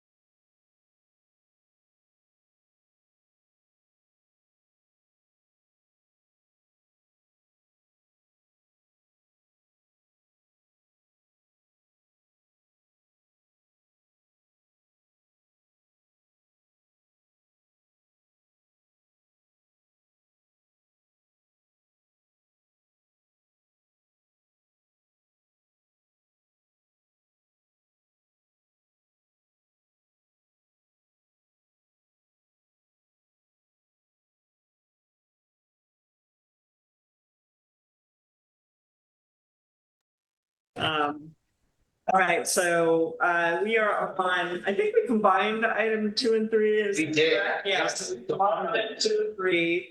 And they're in the agenda. I won't read them because they're rather long, but it's our agreements with Humboldt County Sheriff's Department for law enforcement services and animal control and shelter services. So with that, I'll turn it over to you, Gabe. Thank you. Okay, so we did combine two agenda topics, agenda items, and they both involve the Humboldt County Sheriff. This is the second amendment to the 5-year agreement that began November 1st, 2024. So and that was the beginning of a 5-year agreement. Every year in May, the agreement stipulates that the sheriff will compute the upcoming fiscal year costs and notify the city for the services provided, which will then have to approve and adopt as an amendment to the contract, and then we will factor it into our budget. So the contract's included tonight for your review and approval on the second amendment for law enforcement, animal control, and animal shelter services. The second agreement to this agreement, the second amendment to the master agreement will result in a $5,911 increase from the 2026 fiscal year for sheriff services and a slight increase of $429 for animal control and shelter services. The increase is calculated by the county using a population allocation method proportionate to the population base served for services rent. So the same agreement, it's just a amendment with a different set of costs associated. And again, these funds are entirely covered through our cost grant funding, along with Pacific Coast Security. So all of our public safety needs are covered through the cost grant process. None come from the general fund. So in the attachments, I just want to point out the numbers that I just quoted to you, 5,911. For the law enforcement services contract, that amounts to about a 10% increase. In the animal control, about a 6% increase, and animal shelter services, about a 6% increase. So those are very, very reasonable, I believe, and for the services that we receive, and just for any further discussion, questions, and possible approval. I just had one quick question. The grant process that covers these costs was named what? It's COPS. I think the acronym is Citizens Option for Police Services. It is it goes all the way up to the federal government somehow, and then it just sort of goes its way down through the states, through the county, and then into the city's commons. It's a really good acronym for law enforcement grant. Yeah, thanks. That's all I had. I mean, I think they are giving us a pretty good deal in the law enforcement contract. You know, it was much higher, and we negotiated it with them a couple of years ago, and so this is an increase, but it's on that lower cost. So I'm very comfortable with that. You guys are. Yeah, definitely. Yes. Any questions or comments from the public on the law enforcement or animal shelter, animal services agreement? Okay, I'll bring it back to the council. I would entertain a motion. I'll move that we approve the second amended contract for sheriff services and animal control services with County Humboldt. I'll second that. All those in favor? Aye. So moved. Good, we'll have law enforcement and animal control. That's always good. And what? And then when you're ready, Gabe, I know you're taking notes on that one, but when you're ready, we'll move on to number 4, the discussion presentation regarding the 2025, fiscal year 25-26 budget preparation. Okay, so I really appreciate the opportunity to work on this level of detail with our city budget. It is rewarding being able to dive so deep into the numbers and read the story of Trinidad through numbers. And I But I will say this is, I fell a little short this month of being able to bring to you a draft budget that you could actually really consume and think about and having a meaningful discussion about. So we can still get to that point in June, and I definitely now with some of these other big ticket items, some of the trial litigation, the discussion we had last week, the special meeting, now this water thing sort of off the table. I think we're going to dive directly into the budget this next couple of weeks, and also some of our personnel recruitment. Really excited. So tonight, I want to just sort of crack the lid on some of the discussion topics that we are feeling like are some of foundational to the budget, one of which is payroll. We started back in October, we talked about, we approved, your council approved the compensation classification study. And as part of that study, there was a 10% increase to the across the board as sort of a seeding of an acknowledgement of the results that were presented to the city in that study completed by Regional Government Services. And as part of that discussion back in October, the direction was to come back with a phased approach to reach some of those market medians that were targeted in that study, which ranged from 28% down to 7%. And I say that relative to each employee. When the study was performed, the analysis was done, they found certain positions within the city's organizational structure were either were well below range of from competitive and get there to the market around our area in this agencies that they prepare.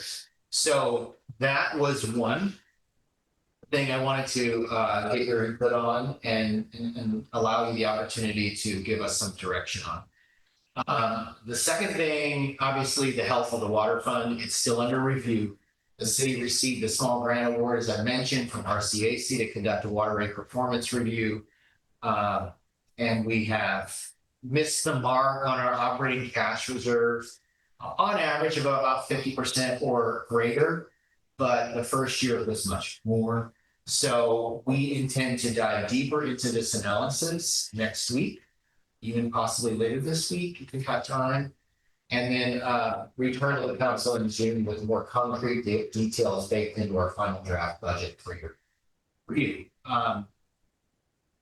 We can, if you like, I have quite a few different figures I can pull up, but I wanted to just kind of list some bullets of things that I want to say we hit the mark on, but then I also wanted to get your input on that. And also give an opportunity to the community to speak to you about some of the needs that you've heard, maybe I've heard, for some of your discretionary spending authority. So just kind of going back a minute to the fiscal year 2026 budget, some of the bullets on the page one of the staff report I mentioned, investing in maintenance and upkeep of the town hall. Okay, right, did that. Prioritize strategies to stabilize water funds and staff, including recruiting getting a T3 CPO. Check. We're really putting our efforts towards that end. And the one thing I can say about the water team is that they're pretty dedicated right now. I mean, they've had some rough pitches thrown at them in the last couple of months, and they are still here and they're still trucking, they're still optimistic, and they're still hopeful. And I think they're gelling. So that's a really positive thing. So even though we weren't able to successfully elevate your T3 operator, T3 tested operator to an official certified T3 status, we're still on the path forward. Prioritizing development and classification compensation plan and updating the employee policy and procedure manuals. That part we didn't do, but we did this year handle the compensation plan, which is check that box. Preparing for ongoing litigation to reach trial before the end of 2026. Well, we're there, we're doing it, we're handling that. And we set aside funding in advance for that, although we're a little bit under the mark on our budgeting. And then dedicating staff resources to the West Haven Emergency Center type projects and bringing it to which we've done. So, you know, I think you probably experience this. You see it in these meetings that we have, but I see it on a day-to-day basis. It really is sort of relieving and reporting to bosses getting checked. And your priorities being so maintaining and enhancing current service levels provided to the city, achieving compliance with state mandates. They just keep growing. Every time I turn around, there's a new unfunded mandated report that the city needs to follow with some consequence. You know, even if the data that the state is looking for is non-existent in Trinidad, it's like there still will be penalties if we don't report a non-report. It's amazing to me how this is how the state is really kind of pushing its weight around, but for good reason, I suppose. Coordinating with other local and regional planning efforts to the best of our abilities, right? We're doing our CSA 4 planning for the fire services. We're working with our neighbors on this intertie project. There's climate action projects that are worked on that might kind of be fizzling from what I understand. We're working with our regional transportation partners. And everyone at the table here represents the city in some capacity. And as you know, each one of those agencies are also looking to our city to contribute, because even though we're small, we're still part of a big organizational structure of the county. So being a part of that team, however we can, is always good to maintain our cities. Maintaining our facilities and public infrastructure. These are things that I think we do pretty good with our streets, but I think we could, now with the decision tonight to pass on the next big water study over to the state, but perhaps here we can reinvest some of our time and energy into some of the other projects that we receive interest in from. So we hope that this May discussion, with some additional discretionary spending input from the council, we can incorporate that into our final draft. Some of those wish list items include, number one, a request from North Coast Children's Services to provide backfill funding support if needed to keep Salmonberry Preschool solvent through the 2027 school year. That request came in just this last week.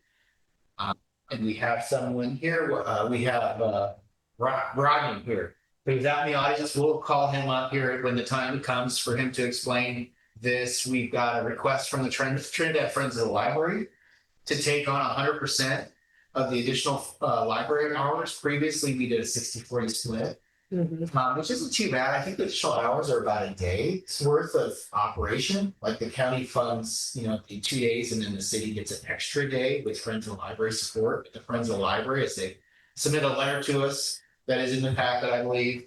I think they're kind of getting wiped out with their funding, efforts, and they're really kind of struggling. So they're asking for the city to take that on. And also we had a meeting with the county library system as well. I had a meeting with the library about 2 or 3 weeks ago, and they're facing budget cuts. So we're doing what maybe it's the city's turn to kind of help step up and hear these requests. And this is part of some of the direction I'll be looking for you tonight. Like if this is something that you would like us to try to weave into, that's a value added benefit of the library. So investing in preliminary annexation analysis and prioritization. We keep hearing the word annexation, it keeps coming up. It sounds like it's not anytime soon. So we definitely want to dedicate some energy and some resources to that. I'm going to be working with Trevor. It was a goals and priority of the Planning Commission and the City Council to start exploring, not only what was agreed to as part of the Mill Creek water service extension, but also some of the other areas in town that we want to throw a little bit of energy and resources at. Phase 2 funding for town hall, right? So the promise that you made to the community when there were requests for interior improvements to the town hall, where basically we said, hey, let's work on the outside first. Let's get the paint done, the windows. Let's fix the main electrical box for that serves basically the front half of the town hall. We've done that. So now it's time to perhaps, if you've heard members of the community requesting that the city invest some interior, I'd like to hear that. We'd like to make sure we are able to weave that into the budget to the best of our abilities. Tennis court, it's not getting any better. Every time I look out there, it just gets more and more dull, and we hear more people complaining about the cracks getting bigger. And passed on an opportunity to have that funded. So if you want us to bring that back to the surface, we can look at maybe some more options for in-house funding, some of our reserves. And also I threw this last one in because I keep hearing about it. A lot of fishermen are talking about it, preparation of what could potentially be a nasty winter. Weather-wise with the El Nino. So, I mean, it's hard to predict, okay, how much money you want to set aside for that, but I think it would be important to recognize, especially in the water department, what these disasters can do and how they can divert energy. We got CERT, we've got some other resources that might be able to help us, but I don't want to ignore the fact that we had a pretty mild, kind of a violent winter this winter in stages, but we didn't have a long, extended violent winter, which potentially could come and bite us next year if the predictions are like I said, I don't really know how to budget that in per se, but I think it's important to recognize. So with that, I'll kind of dive right into the staffing plan concept. So I want to take just a quick have Rodney chat with him really quick and then go on to the budget. If you guys don't mind, I'm just sensitive to the fact that you've been here for almost 2.5 hours. Thanks for been waiting patiently. That's a good idea. We might go deep on some stuff, and I just want to give you a chance. So if you don't mind introducing yourself, we'll maybe take 5 minutes to ask questions if we have them, and then we can defer that deeper discussion on it to next time. Wonderful. Thank you for having me, for allowing me some time to speak, and it was very informative to be with us. Yeah, so I'm Rodney Ryan. I'm the executive director for North Coast Children's Services. We operate the Sam Berry Preschool program across the street there at the school. That's one of our oldest programs. It's been there, I believe, since the 70s. And we've been struggling with enrollment. I'm sure you had some similar problems at the elementary school. And as we've been looking forward to the next year, over the last couple of years, we've had classrooms across our service area, which extends Humboldt and Del Norte counties. And currently, as of today, we were up to 9 children enrolled for this program year. Our class size should be between 15 and 16 kids typically in order to be able to operate. We're funded preschool programs by California Department of Education. We're anticipating that 2 of the children will be returning next year, and we only have about 5 potential applications right now for the next school year, which means we'll be operating at quite a deficit, and they need to be able to get the staff and get the program. But as we started talking with parents and letting them know we were probably going to have to close, there was a lot of outpouring of parents wanting us to try to do more to really keep the program open and to do more outreach to the community. And so that's why I'm here tonight. Yeah. I don't know if there's questions you'd like to ask me. Why do you think the enrollment is down?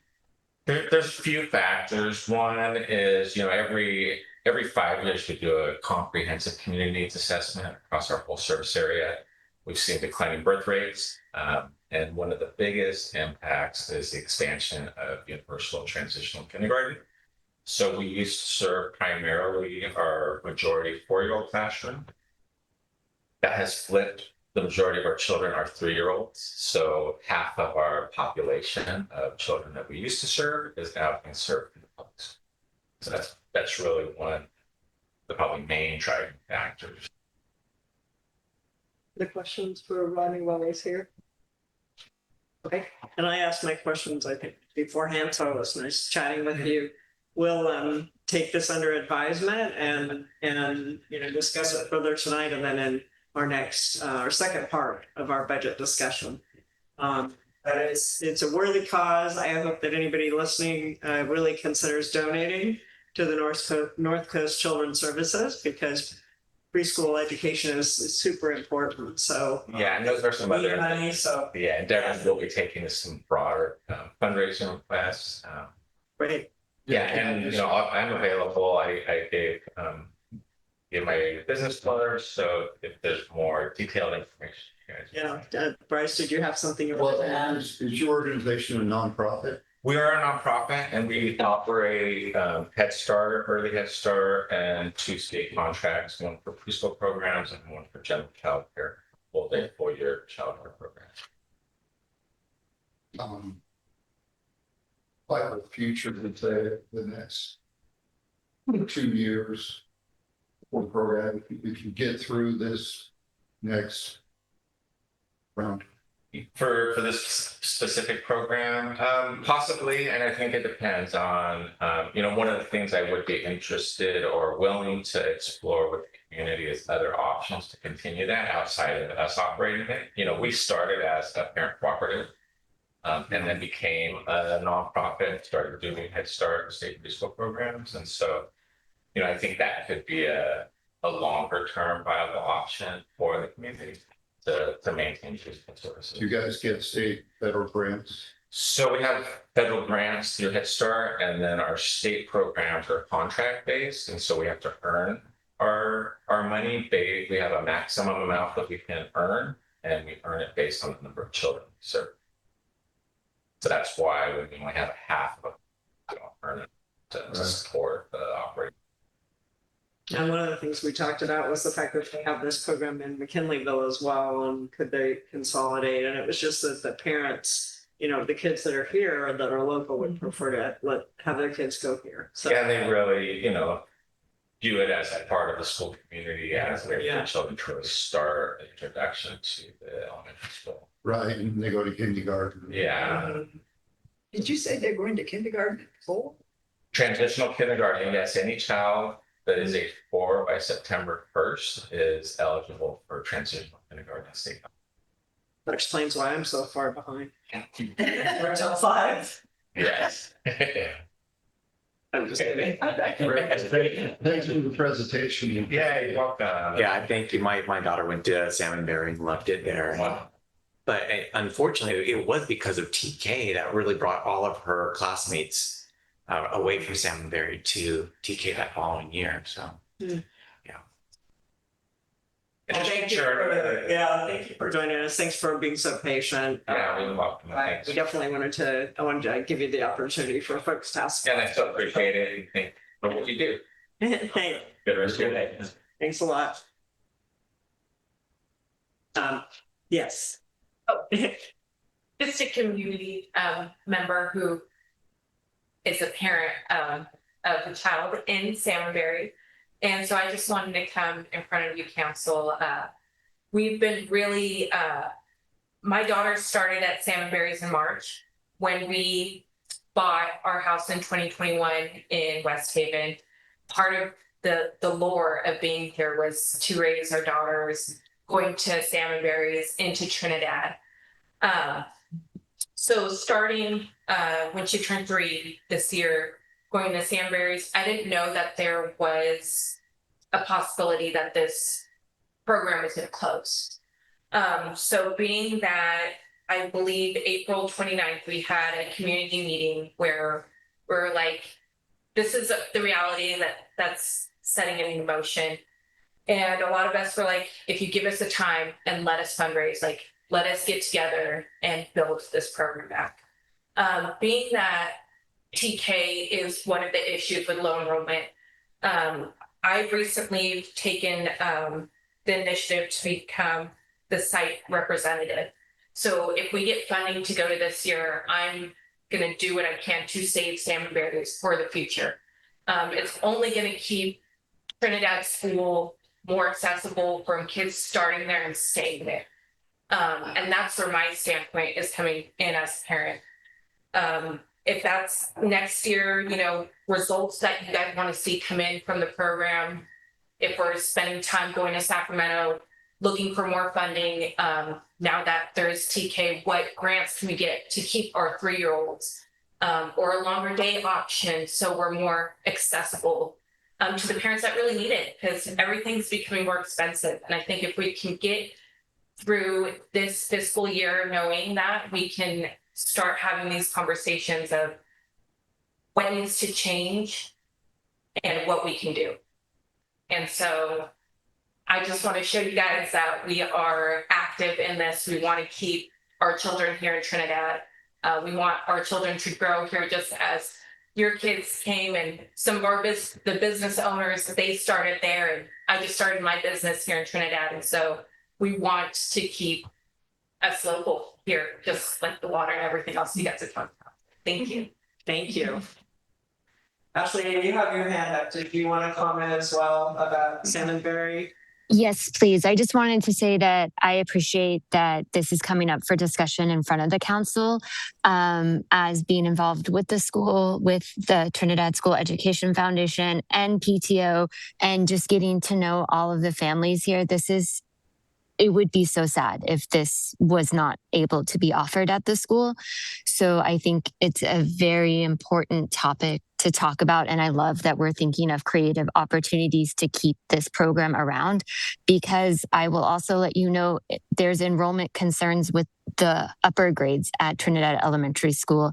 There's a board meeting later this week that I plan to go to as well because of that issue. And they're talking about having combo classes or cohorts and things like that. So I feel if the Salmonberry experience isn't available, then this could potentially lead to long-term enrollment issues that we would have at this school, which I know is such a valuable part of our community here. And I know there's been a lot of local media with other smaller schools, like talking about the Oric School and things like that. And I feel that this community here is so special and so strong that we want to invest in our future. And we know that's in our children here. And that's the main part why my family is here too, because we feel it, we see it, we live it every day, and it's beautiful and wonderful. And I think we can do anything if we all work together. So I appreciate you guys taking the time to listen in to the concerns, and I hope we can have some more creative and productive conversations on how we can keep Salmonberry a viable resource and option for our families here in Trinidad and the areas close by. Thank you. Thank you. Jack, can you explain to me what TK is? TK, Transitional Kindergarten. Oh, the transitional kindergarten. Okay. It's a neat transition. What's It's one step below kindergarten. So it's a whole different class. Right. Here's the preschool, TK, then kindergarten, or then kindergarten. Yeah, okay. We're behind the times here. We got it. Thank you. Yeah. Okay, so thank you very much for that. Thanks, and super important. We'll continue to talk about it. I will bring it back to the general budget stuff. And so, Gabe, I interrupted you. You were about to go into the salary alignment, I believe, and I just thought. Yeah, I'll touch base. I'll kind of go back to these proposals. I can, what we're doing tonight is, again, just kind of receiving information. I'm going to be, pencil to the paper, fingers to the computer keys, really digging into this budget. And then also having some follow-up conversations with the folks that are asking for some help. And I'll be able to articulate those numbers to you in the June meeting. And then I will also be able to, hopefully, with enough direction tonight for things we might want to be looking into, be able to show you how that fits into the budget. So there's going to be follow-up, and I'll do that follow-up. I'll bring you back. So before we get into the staffing plan, which I talked about, coming back to you with a phase 2 approach, I think I'm going to work a little bit in reverse. Sometimes it's easier to know how much money you have before you start spending it. So, you know, I included, I could share a screen, but I don't know if it's really necessary. If you want me to, I can, but, we talk about reserves. So as of June 30, 2025, I have a slide in here, in my current picture that is the staff report. An asterisk by it because I don't have the audited fund balances to be able to tell you how much those reserves grew, but I can tell you that they did grow in the general fund. So, but as of June 30, 2025, the estimated reserve numbers are number one, the emergency reserve, and these are defined by resolution. So you have in the past, your former councils have determined how you are going to allocate your full reserve balance, which in general fund, not the water fund, sales tax, property taxes, tourism occupancy taxes, the general revenues that are discretionary to you to spend, not enterprise funds, as a balance of approximately $2.24 million. And in that, those reserves are broken up into emergency reserves, budget stabilization, capital reserve projects, self-insured reserve, that's basically our deductible for any liability claims for damages. Actually, it's $5,000, but so $5,000 is that number. Fire department capital reserve is about $50,000. Public works capital reserve $10,000. Some of these other numbers, $50,000 for fire, public works 10, capital town hall reserve 4,000, and unassigned fund balances. Those are numbers that were defined at some point by a city council in the last 10 to 15 years, but they never continued to grow. So they were just like, we're going to set aside this money so we have it and we don't have to ask for it later. So those numbers are unassigned fund balances, $319,120 is basically money that you can get your hands on to do whatever you want with. It's not like, oh, you should be using it for budget stabilization or you should be using it for capital improvement projects. So, and the reason why the reserves are set up that way are so that when we go apply for grants, then the funding agencies don't say, well, you got enough money. Well, what do you need to come for us for, right? So by reserving those funds in these specific categories, we are not exposing ourselves to grant funding agencies saying, use your own money, right? So we've parked it in various funds and we're basically protecting it for certain purposes. So anyway, that's what we're looking at in terms of fund balances. At the we spent approximately $140,000 in town hall improvements this year, and I will kind of again working backwards, along with spending $18,000 for a budget reserve for the CSA 4 fire planning study, which was not budgeted in the initial budget when we adopted it back in June of last year. The cost savings from consolidating these staff positions, which mine and Angela's, because we did not hire the grant coordinator, so she's been doing effectively 2 jobs. I'm doing effectively 2 jobs. And the cost savings from those classifications are projected to decrease the reserve spending by at least half. So if we spent, $158,000, we were planning to dig into our reserves because our budget was effectively balanced last year, what we anticipated spending. Because we worked on a very lean staffing basis, we only had to potentially dip into that reserve. So there are advantages, obviously consolidating staff, but there's also disadvantages. So again, you have a reserve, you have a healthy reserve fund. So when we talk about budgets and we talk about, expenses versus revenues, it's often not uncommon to see, a slight overspend because you're planning on dipping into your reserves. That's what they're there for. But ideally, and I think as Bryce and I have had many conversations, fiscal responsibility is free. And, to the best of our abilities, it's better to have a healthy reserve than it is not and go into an unsustainable deficit spending. So kind of reversing back in this engineering process of showing you how much money is in your reserves, I can't say, but I just got the audit from last year and I'm really digging deep into the financial statements up through March of this year. Our general fund department expenses are projected to be just slightly under budget. The city attorney's expenses were over budget. Savings from unfulfilled positions and the consolidated positions this last year significantly decreased expenses overall, which is why we're then again expected to be under budget. I'll have those numbers for you really soon, but I can tell you that we will have underspent what we anticipated when we adopted the budget last year. Question? Yes. How is it the first two numbers are exactly the same, 692, 592? The percentages of the total fund balance at a time. Yes. I'm bigger. Yes. Just cut it. The total overall fund balance, and then each one of them is dedicated as percentages. Okay. Right. And what does 75% target mean? I think the budget target. Let's see. So 242,241 times 0.75.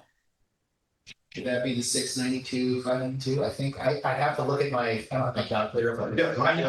So 75% and 75 and 50% were based on a specific targeted amount at the time the resolution was adopted. We had our funds. I gotta look into the resolution. The wording and the language of the resolution cuts right to the chase. I don't have that readily accessible. I'm just curious. Yeah. Let's, do you know a ratio, or maybe we can ask someone, what ratio of general fund reserves we should have? Like, what goes through my mind is maybe we had 3 million before, and that was a lot. And, so we think, oh, if we don't have 3 million, we don't have enough. But 2.2 million seems like a lot for a small town. It doesn't seem like a bad reserve, right? So yeah, especially when you look at what other cities are going through. That's what I mean. And so, I think, yeah. So when we think we're, 10%. impoverished, but we might not be in too bad a shape. Well, in my experiences talking with other cities, they're envious if they had 6 months of operating expenses. Okay. So in our operating expenses for the year in the general fund was 965,000. Mm-hmm. So if you put that in perspective, this is 2 years. Now we have volatile revenue sources, right? Sales tax, occupancy tax, property taxes, stable, right? Pretty stable. But the other two are volatile. So they can drift with the wind. If you have a COVID, all of a sudden you have your TOTs froze. Or really high tax. So Price. get as many tourists maybe. So good question, and putting that in the quarterback would really. Yeah, and also with our water fund, we've learned that you can go from riches to riches. It's true. You can go. Yeah, you can. Illegal now. Yeah. Good one. Yeah. Oh, Try to point that. Yes. We have a lot to be thankful. We do, and that sets the stage, for the staffing component of the budget, which is essentially the first brick in the foundation of our budget, because staffing is the biggest part of our budget, right? Mm-hmm. Without the people, you can't have a city. Without having somebody at the town hall, you can't field inquiries. Without having the grant coordinator, special projects. All of our salaries, again, are distributed amongst many funds. So, for instance, my salary is part water fund, part general fund. As it should be. Right? And it's based on studies that have been done in the past. We probably should do our kind of biannual study of our time, how we spend. But we feel that the numbers are pretty accurate. We revisit them every year we do the budget. So, that being said, when your council in October adopted the compensation classification study, you basically said, hey, we're not gonna turn a blind eye at the $20,000 we just spent on this stuff. We are going to raise the staff salaries upon adoption 10%. Now, I have a chart in this staff report that kind of gives you a little bit of a glimpse into the thought process of reaching what what the compensation salary called the alignment. It's a market to median alignment. And then the bottom line is that that the number on the far column that says total, that includes, these are just very draft numbers right now, but a CPI, cost of living increase of 3% plus adjustment to reach whole numbers in the market to median, because we were dealing with fractions of a percentage in our market to median differences. So I wanted to reach whole numbers, 10%, 0.5 of a percent, not, 4.46% away from the market median. So, the bottom line to this alignment phase 2 approach, along with a 3.5% cost of living increase, if in fact that's what it ends up being. These are numbers that I'm getting from Chairman Powell and so on and so forth. Now we've got an index for California that I need to also dig into, but it basically amounts to approximately a 7.5% increase across the board in the payroll, which amounts to about a $54,000 increase, right? So that includes the 3.5? Yes, yes. And this is across all staff. It's across all staff. Some of the staff in this chart that I put together, like for instance, I'll use the special program manager as an example. If there was a 32.6% market to median difference in the rates, what the rates compensation study said was the adequate pay regionally for this position. This position with the current pay by the city was 32.6% underpaid to the market median. Within 5% is the threshold. But there are other positions, for instance, the treatment plant operator 2, that was only that was 15.6% away. So our salaries were really all over the place. And what the compensation study did was say, hey, here's a study, here's the average. We picked and we really directed that study with their help on what cities we felt were appropriate and what agencies we felt were appropriate. And those are the numbers that they stood out to us. So the question I have immediately is, okay, now we need to drill down to where our bottom line is this year. And then we get to see how that $54,000 total overall increase on top of the 10% that you awarded staff back in October, where it hits the mark, where we end up. Because by no means is it a good practice to do anything that's unsustainable. So what you mean is, can we afford to do what we should do? I say we can afford it now, sure. But I also want to hear, there's a lot of other competing interests, from the city as to what we need to spend our money on. Yeah. Okay, I have a question. Are you and Angela working 2 jobs each? That's a really good question. I'm not a fan of making. I don't like. Try to speak into the microphone. Yeah, yeah. I don't like to make excuses. I could sit here all day and talk about, looking at our staff activities report, looking at the content in our agendas for the last couple of months, and recruitment is an equal and competing priority. You have to give it the right attention. You have to advertise. You have to make time for interviews. So, for the last several months, we just have had a difficult time finding to do it. And now with some of the things that were on the docket tonight, we can put past us along with the budget. With option one. With option one and the Intertime project, for the most part, behind us, which has been a real thorn in our shoe for the last 2 to 3 months.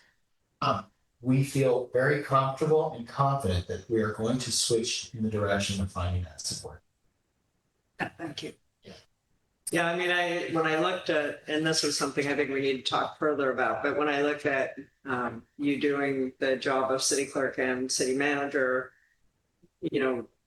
at least through the end of December, was it 2026 or 27? Anyway, there are trade-offs, right? Like you save, it's a false economy in a way, right? Because you save money on not paying to backfill a position but you lose that ability to, manage projects and so forth. Productivity. And it's such a strain, right, on existing staff. So it puts a strain on you, on Angela, on other members of the staff, Anton and others. So I think we just have to be really careful because, for that reason. Yeah. And so I think it's something we should probably discuss a little bit further. We might want to do a closed session where we chat about kind of staffing a little bit more, but. Yeah, we don't want to lose you. Yeah, no, it's, People are going to burn out. Yeah. Yeah, we want to flip the pendulum now, and these projects, I'm telling you, have been this is probably one of the most challenging times I've experienced, just with the content and the thickness of these. So on top of the difficult projects, the water leaks. Well, and water leaks that really set us back. It's just, we want to do it right. I think all of us that are sitting in the room tonight, myself, Angela, Anton, were really kind of sticklers for detail. And we learned by experience, we've, seen how things can get a little sideways when you don't invest the time up front to provide the clarity and detail that's necessary. And you are volunteers. You rely on your staff to guide you and take that very seriously. So, being able to move the needle staff-wise, but then we heard about the planning commission. We heard it from the planning commission recommendations with regards to Trevor and her time. And I definitely want to drill down to the funding that we need to not only recruit in-house staff and sort of shore up our staff, but also look for outside help to move the needle from a planning commission. Now, I feel like I've got marching orders for the next 3 to 4 weeks before I bring back to a budget, which then says, okay, well, you're able tonight to provide input, but it doesn't mean you couldn't provide input after June 9th as well. We could have a special meeting, not that we want that. We could approve the budget even in July, or technically it's nice to have it, housekeeping to have it in place by July 1st. But it's not the only swing you'll get at this, and I'm really looking for, just to kind of test the temperature tonight to see what areas you feel are, as the town representatives, where you think we need to focus, spend some time, maybe invest some resources.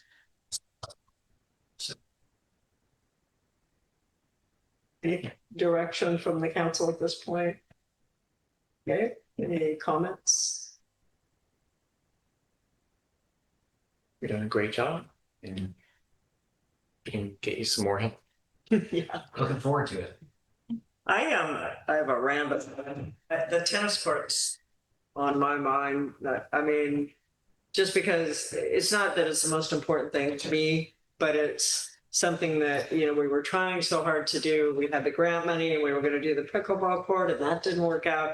Part of me says, let's just go ahead and find out how much it would cost and fix it. Because, these are things that the local community really looks to their city government to, just kind of take care of some of the infrastructure. And if it's less than $10,000, which I don't know if it will be, but maybe it's worth it to just go ahead and do it. I don't know. So I'll just throw that out there. Again, it's a minor thing, but You can paint it blue. You can paint it blue. I have a suggestion. It makes yours. It's really important.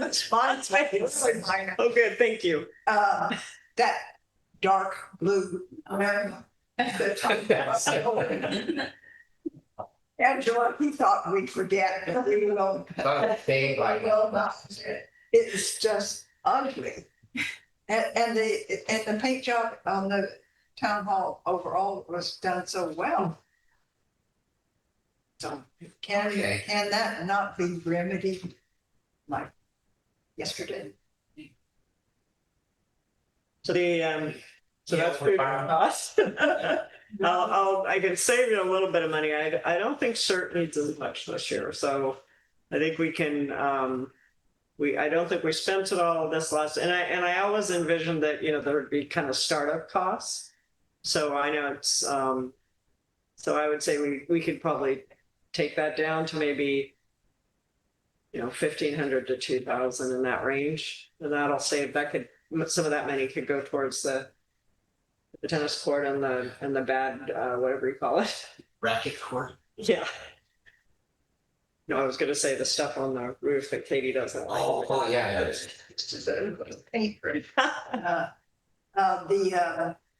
The flowers and weeds out front, it wouldn't be that expensive at all to actually make it look nice. Talking about in front of the building or talking about the intersection? Talking about In front of the building? I think we had some volunteers that were interested. Tina Freeland's son, Noah, had mentioned he would, I believe he's a gardener, and then I think I could work. Kim Frame maybe. Yeah, so we have some local folks that would probably do the work for, at least advise and do most of the work. Yeah, you're gonna do it. Yeah, and it wouldn't take that much. So we talked about staffing, we talked about just getting some little maintenance things out of the way. Anything else from the council? Otherwise, I'll go to any public comments on this stuff. Okay, I think we'll go to public comments, any feedback if you want to add your thoughts to the budget, and then we'll bring it back to the council for next meeting. So Gabe mentioned that there were some reasonable people in the state to visit with about the water, that were treating us as though we're Los Angeles. So, and you mentioned, I just can't imagine the state mandates that come down on you and how it's increased the time that you all have to put in. So do you see any possibility for relief just with everything the state or the federal government throws at us as a little town? Is there any alleviation in the future, or is this just going to keep going? It seems like it's just increased over the years for all of you.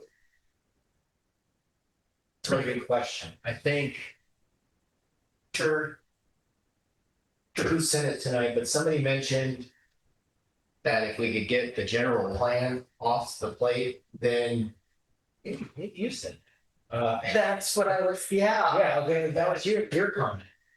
That's one way I think that we could minimize some of that really sort of micromanagement of the city's affairs. But as far as the other mandates, the reporting requirements, things of that nature, Angela and I were talking a couple, I think last week about, boy, we really need to make a chart, a list of all the reports that we're required to do on a regular basis, because we have them in various different formats, like the logins and portal information that we have to get into to provide that information. But we don't have just a clean list somewhere that we could say, look at all these reporting reports. I don't think that's going to let up. I think that's the world we live in.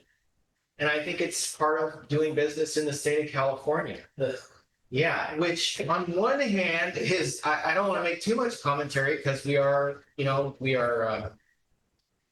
our oath to the state of California, right? We're not, but we like this division of drinking water was a great example of like how sometimes they really work for you. And when we started thinking about how much money you need to invest, for instance, West Haven's water system, $13 million, I think is the award that they received after they got this technical assistance grant and maybe more. Where is Trinidad ever going to get enough? Where is the water system going to get $13 million to build a new treatment plant? Never, ever. So, in situations like that, I think there are agencies that really have our best interest in mind, and I think others are it's just the nature of the beast. Have you evaluated like it's 10% of your time a week or 50% of your time a week reporting all this stuff? I would say that, I think I've thought about this in a few different times, and at certain times of the year it fluctuates, but I would say at least 30% of our jobs on a regular basis are just sort of answering to the higher authority. Yeah. Not including the, I mean, then we got our own policies that we have to administer as well. But yeah, at least 30% of our time. I don't know, I'd like to hear from Angela too, what she thinks. So she's in the grant world, so I think it's probably like 100%. 100%. Yeah. Anyway. I don't want to take up all the time, but I have another question about the attorney. Yes, you know, the closed sessions where discussing litigation, we as citizens are like, you know, attorney fees, we've all experienced them in our lives, but do you see any alleviate with, particularly with that special meeting that we had earlier in the week? Do you see any, you said that was one of the things that was over budget. Do we see any relief in sight for litigation, or can you say that since that's sure closed session? Yeah, we sure hope so. You might hope so. I even get worse. And then the last thing I wanted to mention is many thanks to Public Works for opening up some of the views on Trinidad Head. When we in the museum, when we look at the pictures from the 1940s after the fire, and it's just pristine, you know, you can, from the cross, you see 360 degrees around, and even at the lighthouse now, where you do the tours, the vegetation is coming up so much, you sit at the lighthouse, unless you go up in the tower, the views are disappearing. Anyway, hats off to Public Works for doing what they can as you go on the trail. And if, I don't know if the city, it seems like we as citizens ought to take care of our own vegetation, and we as neighbors, we own property in the town, should cut our brush and trees and whatnot and trim on our own, and we shouldn't need any government help or the city help to do that. But everything is just grows like crazy, and you see views disappear. And so is that the city's business with the view ordinances, or do we just as citizens, it's terrible to have a poor relationship with a neighbor, you know, over views. It's a horrible thing to, you know, harm neighborhood relations. But anyway, I wish everybody would trim their own bushes. So thank you. Here's your. Yeah, that's a hot topic. I'm gonna go to Richard Johnson, who had his hand up, and then to Elaine. That's okay. Richard's been waiting a while. Go ahead, Richard, if you can. Oh, not a problem whatsoever. I just wanted to make a comment regarding what you had mentioned regarding CERT. I think I don't have any problem with the number that you threw out there. I think it was like $1,500 or so. And I know this is a very small thing, a small element of the budget. However, there are some things that I would put into a category of they would be very useful for CERT in the area of communications, probably not necessary, but would certainly streamline our ability to communicate with other CERT teams as well as the county and beyond. And these are things that we have been talking about for several years, actually. And I at this point, I guess what I would like to do is perhaps get together with Larry and Jeff, the two coordinators for CERT, and maybe have us submit a little bit more valid budget, if you will, so that you have a little bit more insight into what could be some things that would be very useful for us next year. Like I said, I don't necessarily think that they are absolutely necessary, but they certainly would streamline our ability and provide redundancy for communications with other parts of the county. So I'll get a hold of Larry and work on that. Thank you. Yeah, submit that, and we'll, yeah, definitely. If there's some things that the CERT team needs, we should take a look at it. Sure. Elaine, did you want to add something? Yeah. If you happen to have any money left over from the town hall renovation, please check the electrical system. I'm noticing the lights are flickering. That's not a good thing to have inside a building. Yeah. Yeah, the electrical systems come up quite a lot. There was a problem I think with some of the other outlets in the room as well. But yeah, you know, kudos to the staff for working on the outside. We did a lot this year on the outside of the building, and it'd be great to do some work on the inside. We may need to raise some funds for that. I don't know yet, but that would be a good thing to do. All right, I don't see any other public comments. Anything last parting words from the council? Otherwise, we'll move on to, or from Gabe. Good job on the budget. Okay, yeah, you really appreciate it. Yeah. Thank you. So, thanks. I think that taking the feedback in tonight and then going back to the keyboard. You're on the right track. On the right track. Go back and bring me back good budget in June. And if you need more time after that, you know, we can adopt the budget, make amendments as needed. So, cheers. Okay. All right, so the next item is the council election calendar, which is in, I think it's page 74 of the staff report. Yeah. Or sorry, the packet. Yeah, so anything you want to say about that, Gabe, or any questions from the council? I'll be real quick. We're tonight on the consent agenda. We adopted a resolution requesting election consolidation with the county. That's we do every general election year. The county will be handling all aspects of this election, with the exception of the outreach that the city clerk's office does to help potential candidates submit the required nomination papers and paperwork so they can be qualified as candidates for the ballot. So it is kind of annoying every month, starting in February, March, I throw this document in the calendar, in the packet. It doesn't necessarily have to be a discussion topic every time. This time I just, but when you get down to July and August, oh yeah, I've been hearing about this, I remember this. So it does come, it's helpful for us. It's helpful for the candidates, it's helpful for the public to be reminded. You can see some of the deadlines. We got 3 4-year terms. That's Mayor Kelly, Councilmembers Breckenridge and Tuttle. They're expiring this year. So there'll be 3 contests essentially for that one, those 3 seats. And then there'll be 1 2-year term. Councilmember Laskowitz over here is filling in for a term that was left vacant. So his seat, according to election code, needs to be verified at a second year or before the second half of that term continues. So It has to be verified. it has to be verified by the public. So basically, because Carrie Varela, she resigned so quickly into her 4-year term.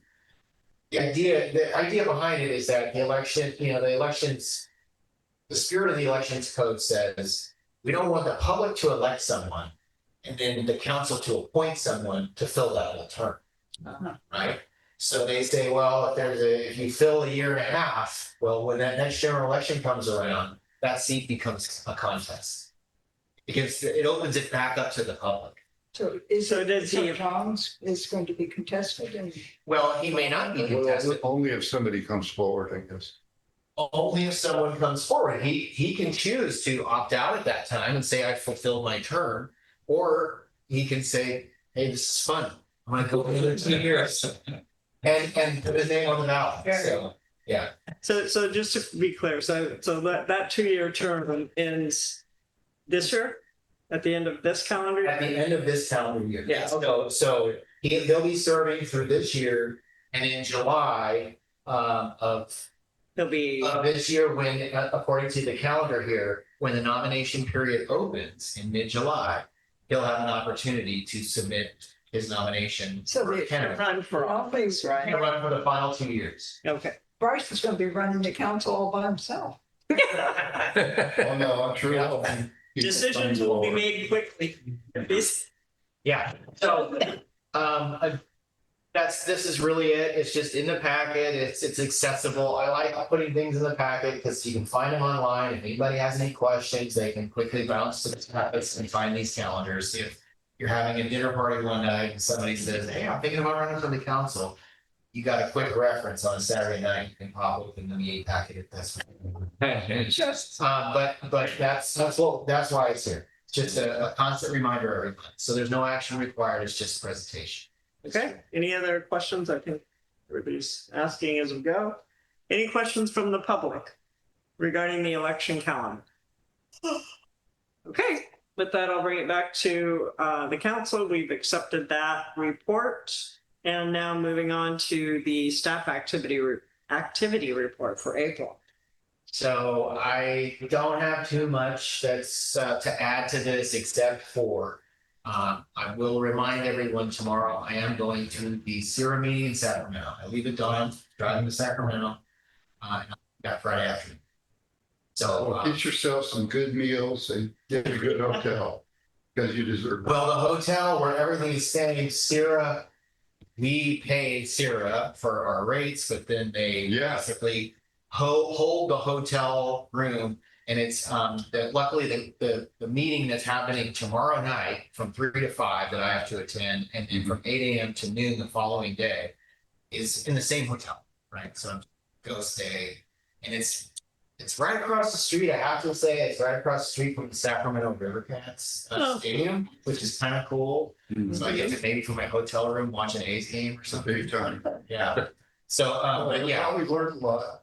They're probably really interesting. I haven't been in a few years. I used to go all the time in the early days of county as city manager, and then I also filled in for Eli periodically for once or twice, I think, and then so it's been about 3 or 4 years since I've been. They are informative. I'm going to learn about our upcoming rates, so I can factor those into our budget for all of the increasing rates that are And going it'll up. keep our self-insured thing at 5,000. Exactly. It's a mandate by the CIRA that we have to attend one meeting a year.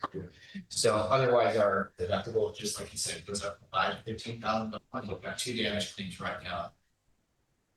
So if I don't go, then we could end up being on pot. We appreciate it. Yeah. What does CIRA stand for? California Insurance something. Regulatory Risk Authority. It's a joint powers authority made up of many small cities that pool their resources for general liability, workers' comp, the insurances that cities typically require. Self-insured, how the industry refers to it. So I will be gone for that. We're leaving tomorrow morning. Our curtain got repaired by North Coast Awning. Oh. And I wanted to just give a shout out to North Coast Awning. I don't think we've ever, not that I know of, in all the years I've been here, had damage to the curtain, but I guess some damage occurred. Oh. And I don't know if anyone's ever dealt with North Coast Awning service in McKinleyville, but they are a treasure trove of resources. They do awnings, they do marine repair, boats, cushions, curtains, hot tub covers, you name it. They do commercial, semi-industrial repairs. But as soon as I heard that a big rip, I don't know how long was it, about a foot or two, 4 feet. Oh, was it? It was like a 4-foot rip in that curtain. I about dropped my jaw thinking, curtain. And the first person I thought to call was North Coast Awning. They sent somebody out here. Did they take the curtain? Yeah. They took a chunk of the curtain to their back cave in McKinneyville sanitation. And cool. I don't even know who. I think the person that it happened to. I don't think it's an accident, but I felt terrible. And it was only like $170. It's not very expensive.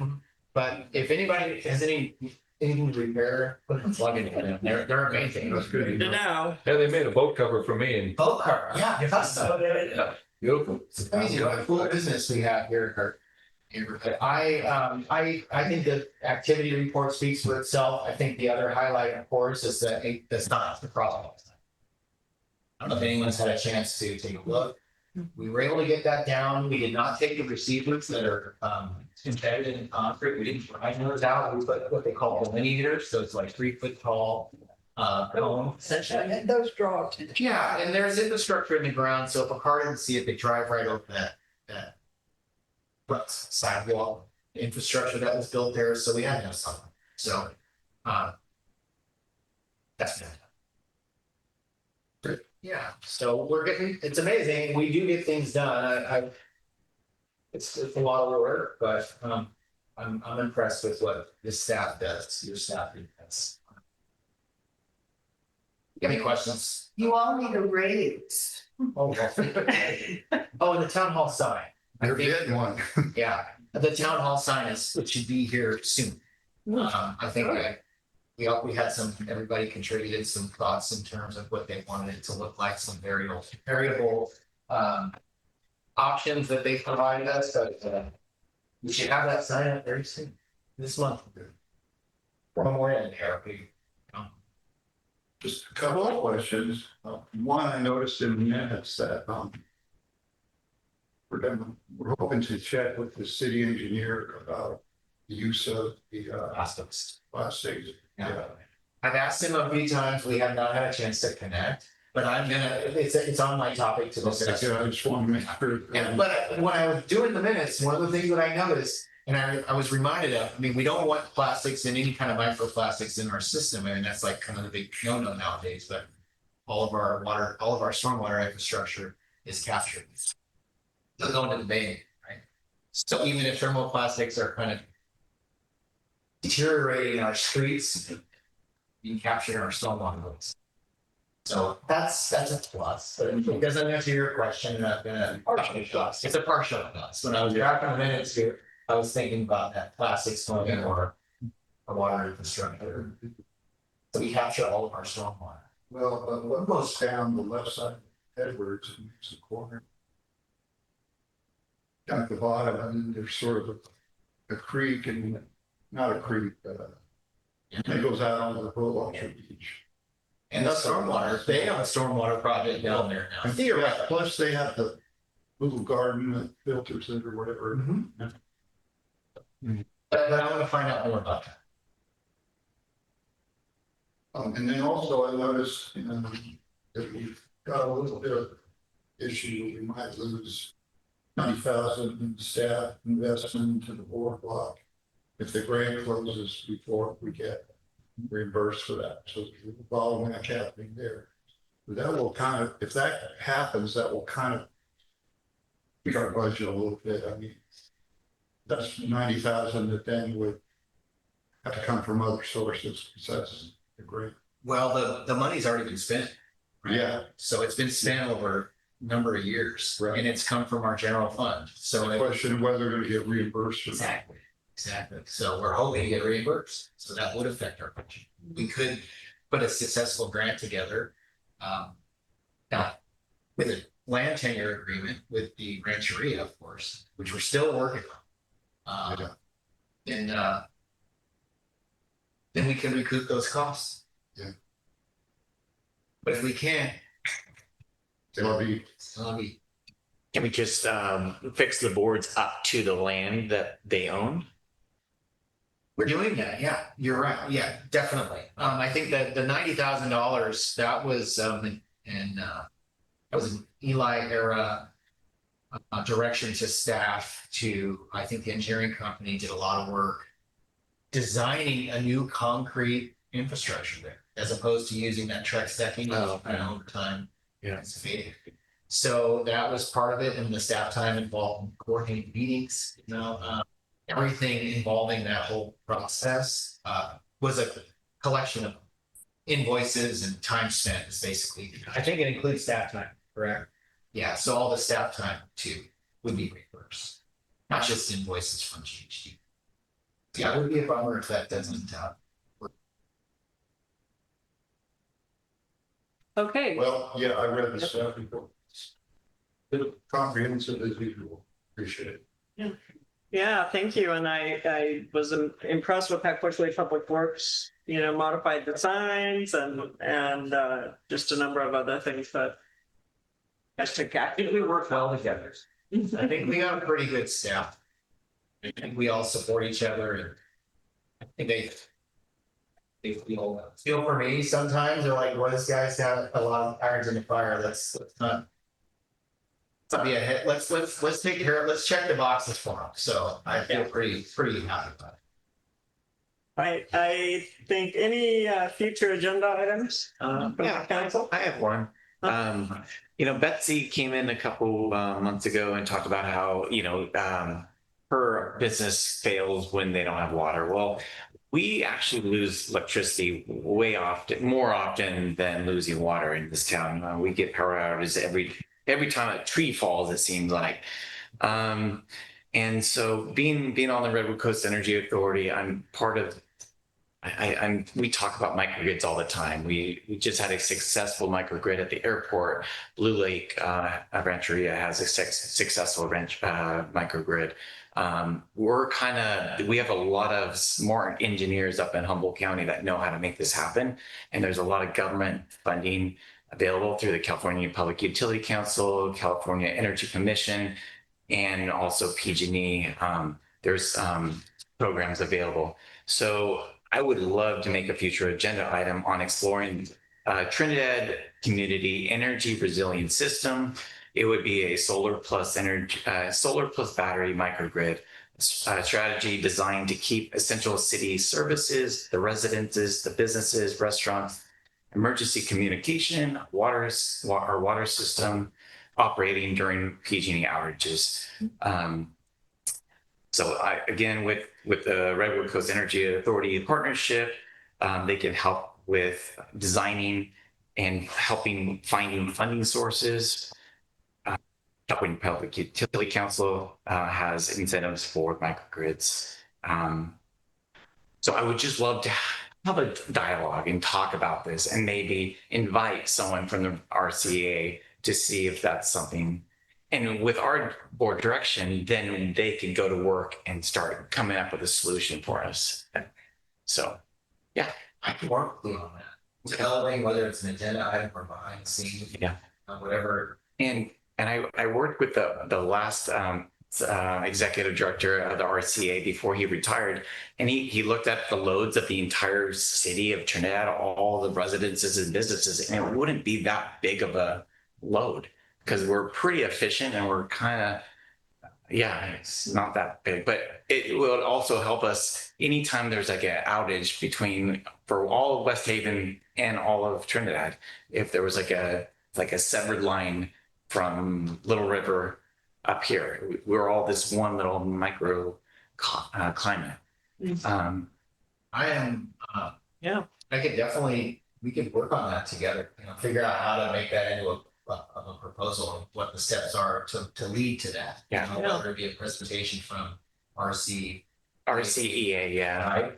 Or what our next steps are. I would be totally happy to work with you. And I know when it comes to grants and everything else, I look over at Angela constantly because she and I are so excited that we've put some of these projects to rest that have been kind of lingering for months. We feel like it's kind of a turning the page, so to speak. New chapter. Now that we've got some projects in the distance. So I know that we're looking at a grant payroll allocation of this upcoming year not being that exciting because we've had all these big grants that have been backfilling our payroll. And we were having a discussion not too long ago, kind of worried about what does that mean? I'm like, well, we got room to explore new ways that we can be a support to the city. So this would be, we could definitely consider it. Yeah, cool. It would be a benefit for the whole community, like Trinidad and West Haven and north of us, because we're all under one umbrella. Yeah. All right. Thank you. I think we're adjourned for this evening.